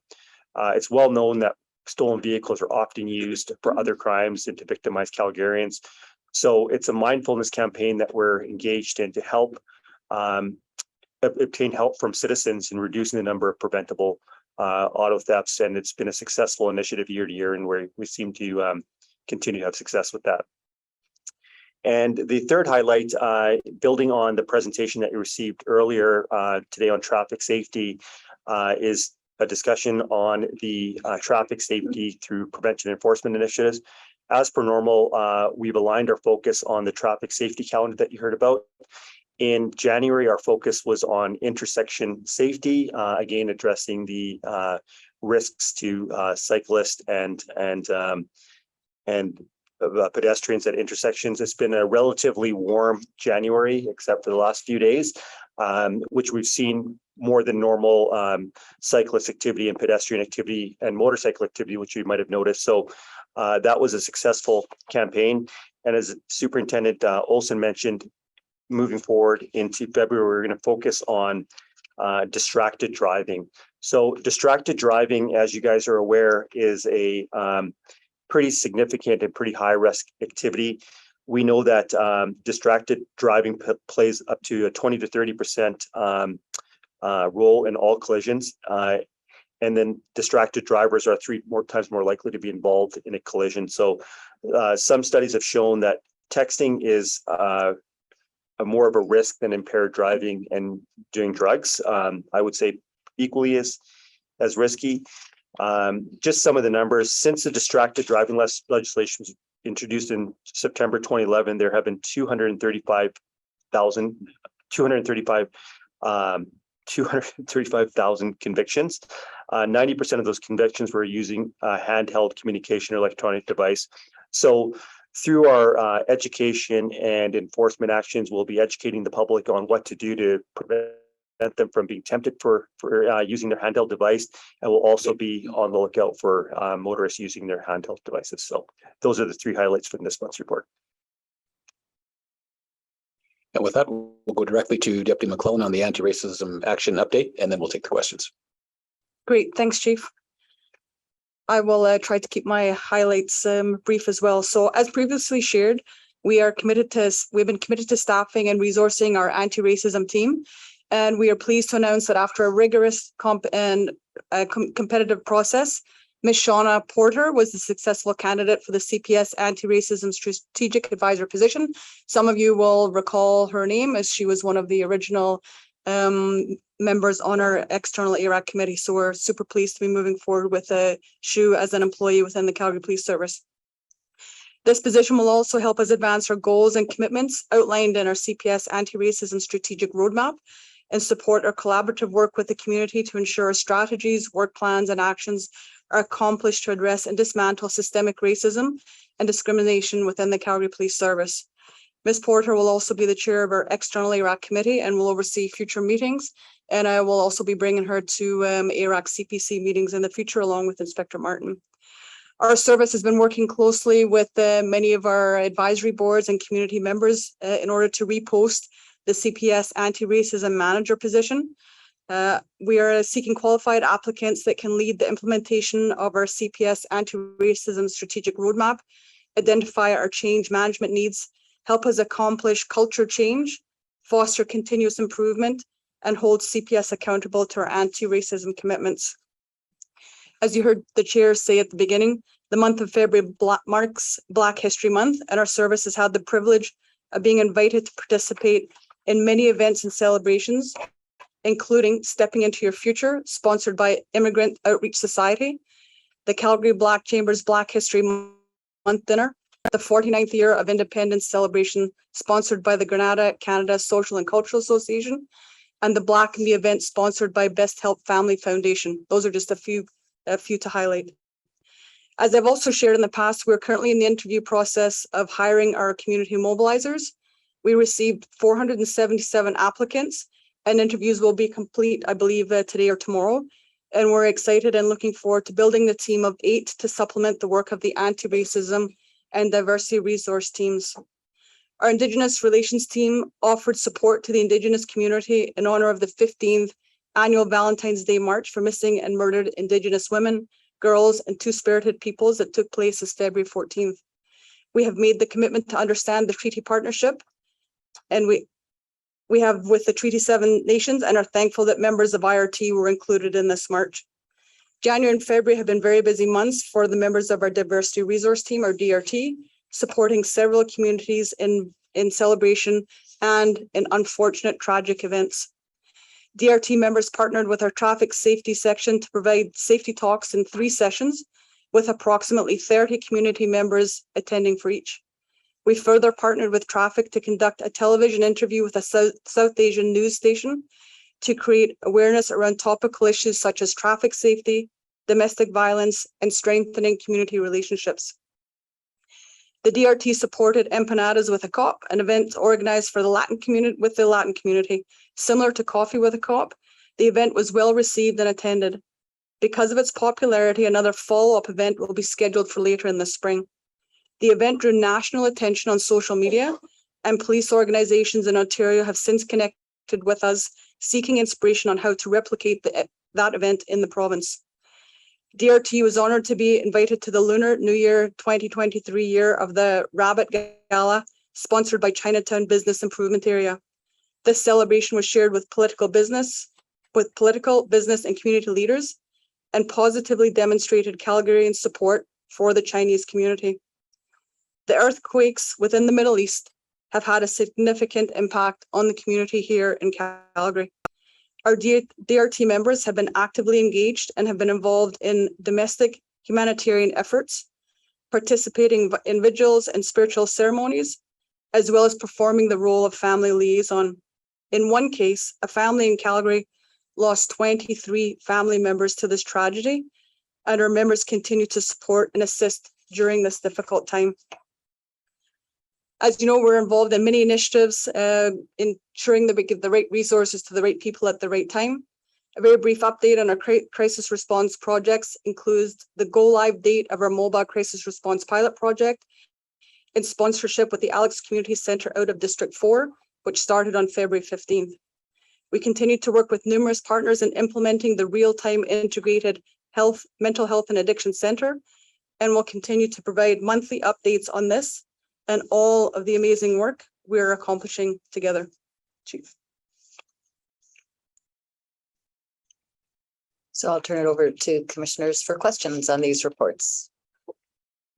We'll start with Commissioner Campbell this time. I only have the one question, probably for you, Deputy Chief Cook. With the 2022 CPS annual de-escalation and use of force report, when that's published later this year, do we anticipate that it will include demographic data to correspond with the public contacts in the data tables of the report? Or maybe it's Deputy Gill. Commissioner, as you know, that's the work that we've been working on for the last year, is to get that disaggregated data. We won't have it for this report because it's the year in for 2022, but we are working on it for 2023. Okay, so that's something I can look forward to in spring of 2024 to look at.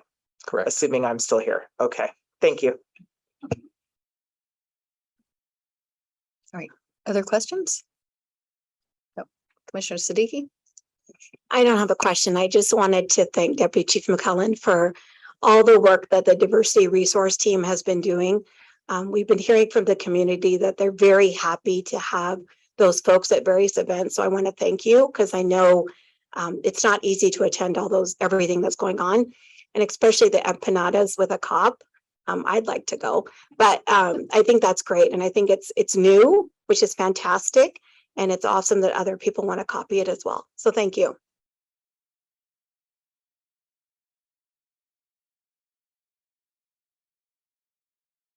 All right, great. Any other questions? Any from the people online? No, I don't see any. Great. Thank you very much for all of these reports. It's interesting to try and take all of the work of essentially 3,000 members and put it into a couple of hours and focus on different topics each time. And it's very helpful. We have the regular updates and then things like traffic and Superintendent Levine, Martin's, sorry. I'll get it all straight. Anyhow, thank you. Seriously. That's the way my brain works. Anyhow, I mean, that's a lot of work too, to pull that together and review it, but that's all of the things that, and I just for me to reinforce that is all of the work that's going on behind the scenes that so many people don't see, and we get to see a little tiny window on all of that. And it's hugely valuable to know that it's a huge organization doing so many different things to keep this city safe and to contribute to the safety of the province as well. So I think it reaches beyond that. So thank you very much for all of this. And with that, we have a couple more pieces to this section of the agenda. We'll move on to section 6, Executive Director Spicer's report. And there's a report there, and there's nothing to add to that other than they will be moving in May, which is awesome.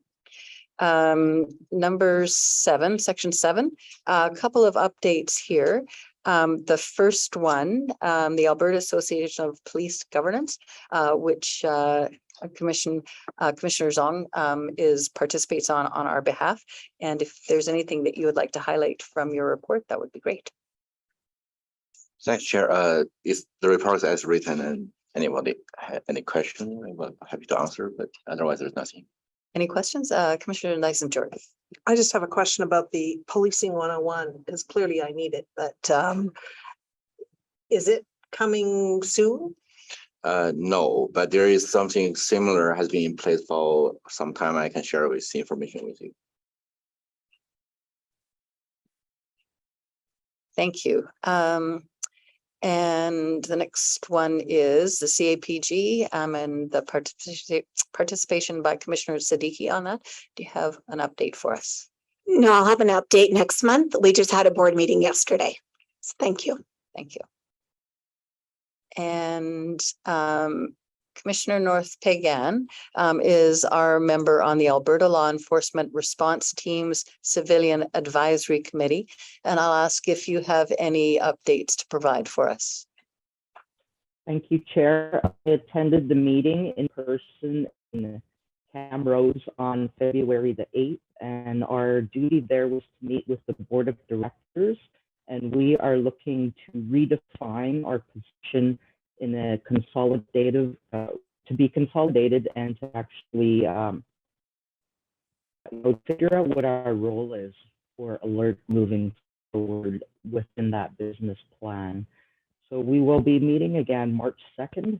Other than that, I can take any questions regarding this. Are there any questions for Commissioner North Pagan? Seeing and hearing no questions. Oops, that is the end of the reports. And there are no written reports that have been submitted.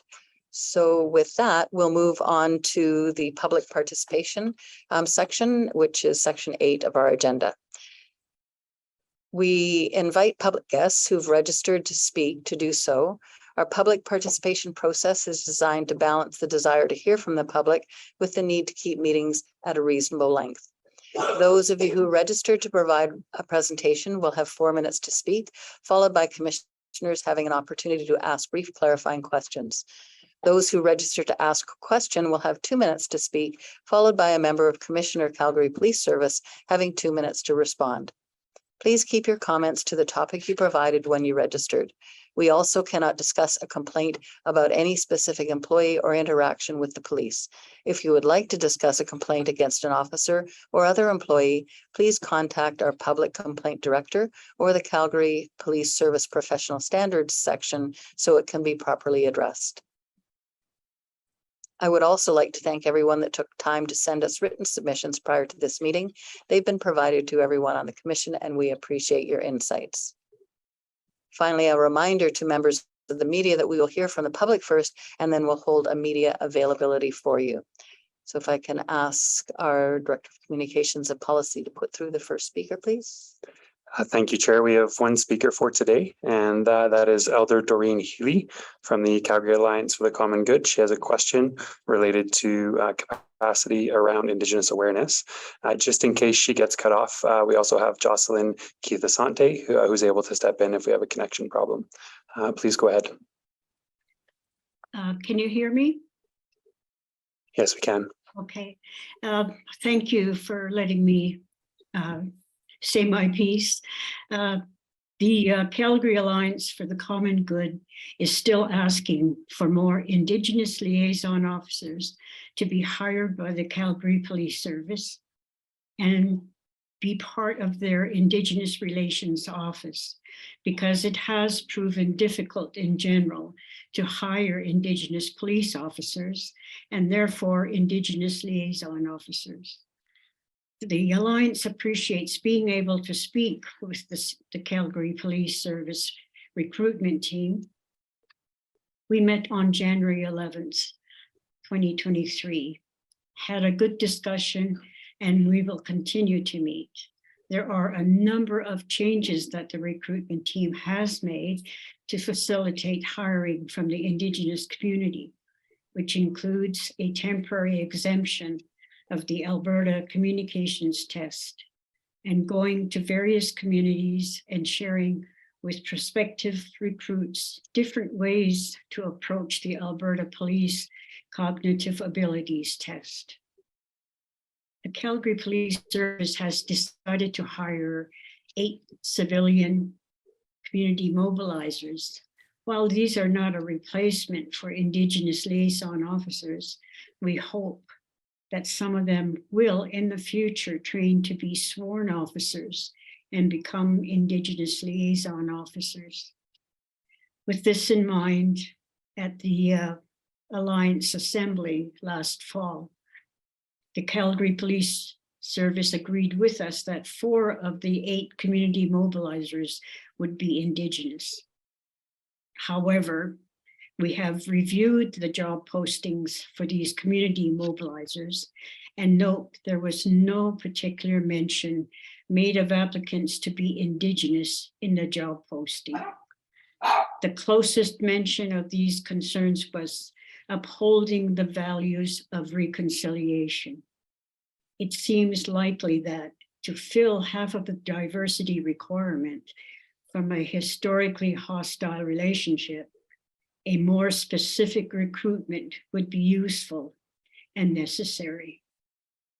Also, the frequent use of public safety terms in the job posting is reminiscent of the colonial-based trope of protecting the settlers from the Indigenous people.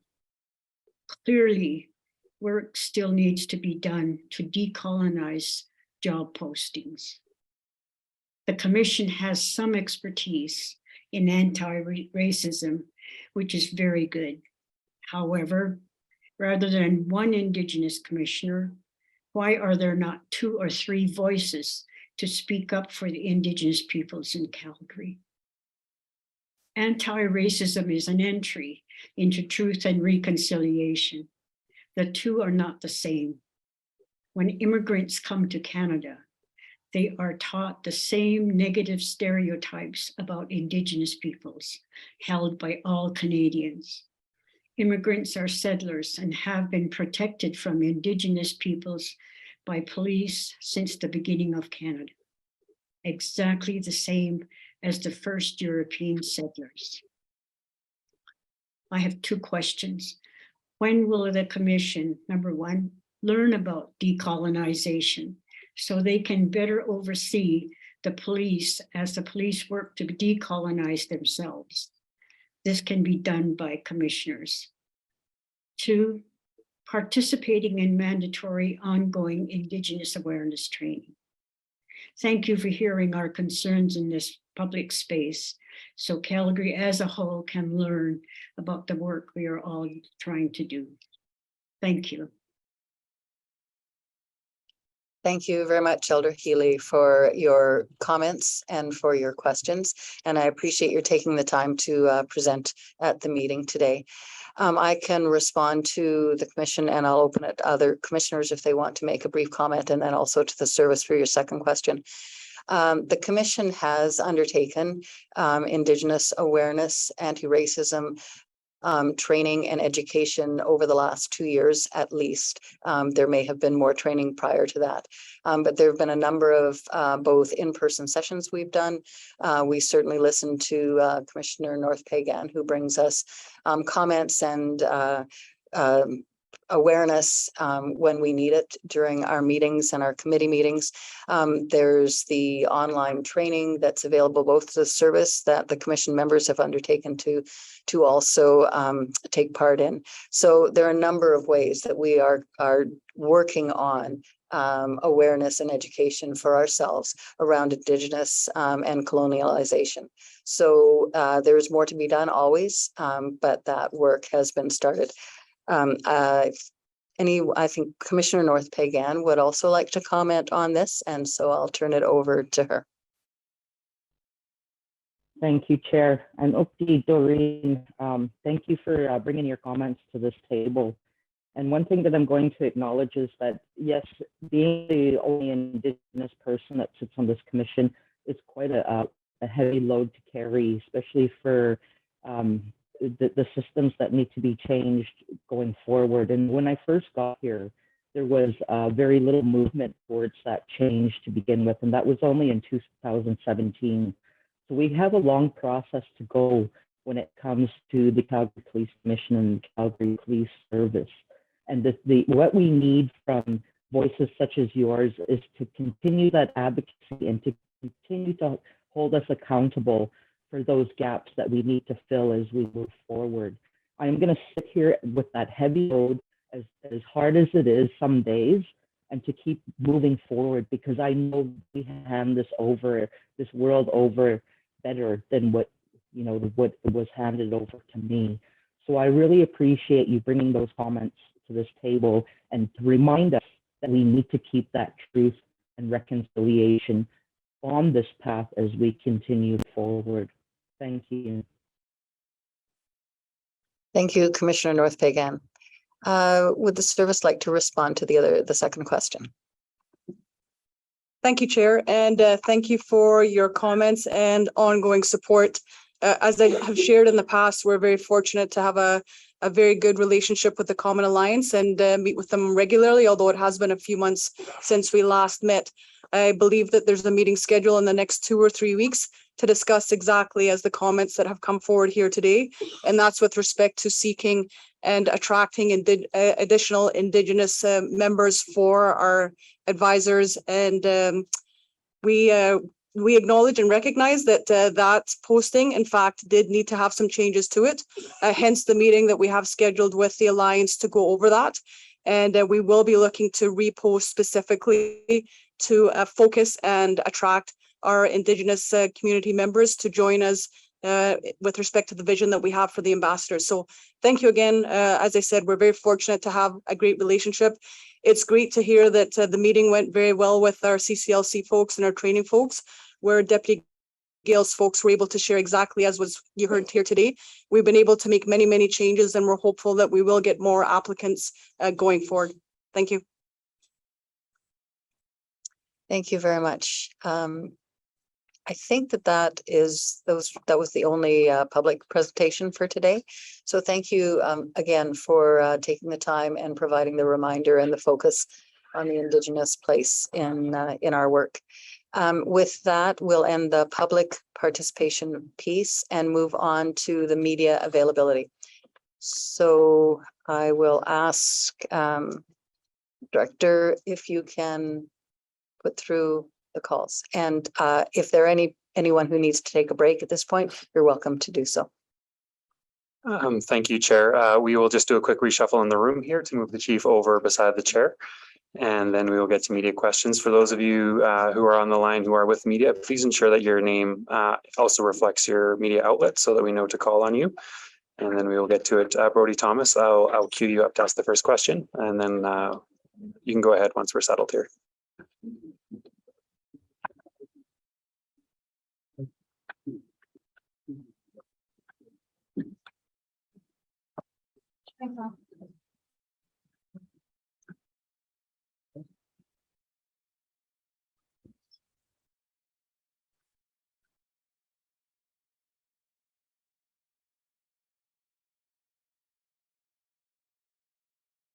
Okay, we are all settled.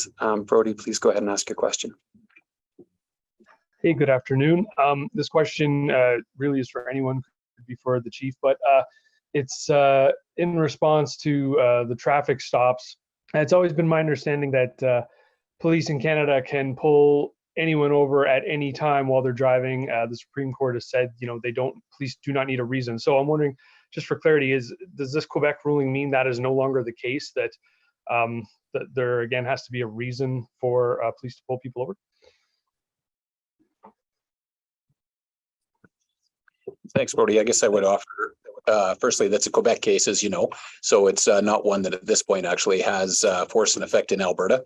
But you're quite right. As of right now, it continues to be the case that police can pull vehicles over for mechanical fitness, to check the sobriety of the driver, and to check the documentation. But generally speaking, and to the training of the Calgary Police Service, generally speaking, not generally speaking, officers are taught to have a sort of a lawful authority anchor or lawful placement anchor in order to make traffic stops, unless, of course, some of the examples that were used here, the check stops, the mandatory alcohol screening, and that type of thing is what they're doing. So that's sort of the current state of things here in Alberta, in any rate. Okay, so with this ruling, then it's just in Quebec right now.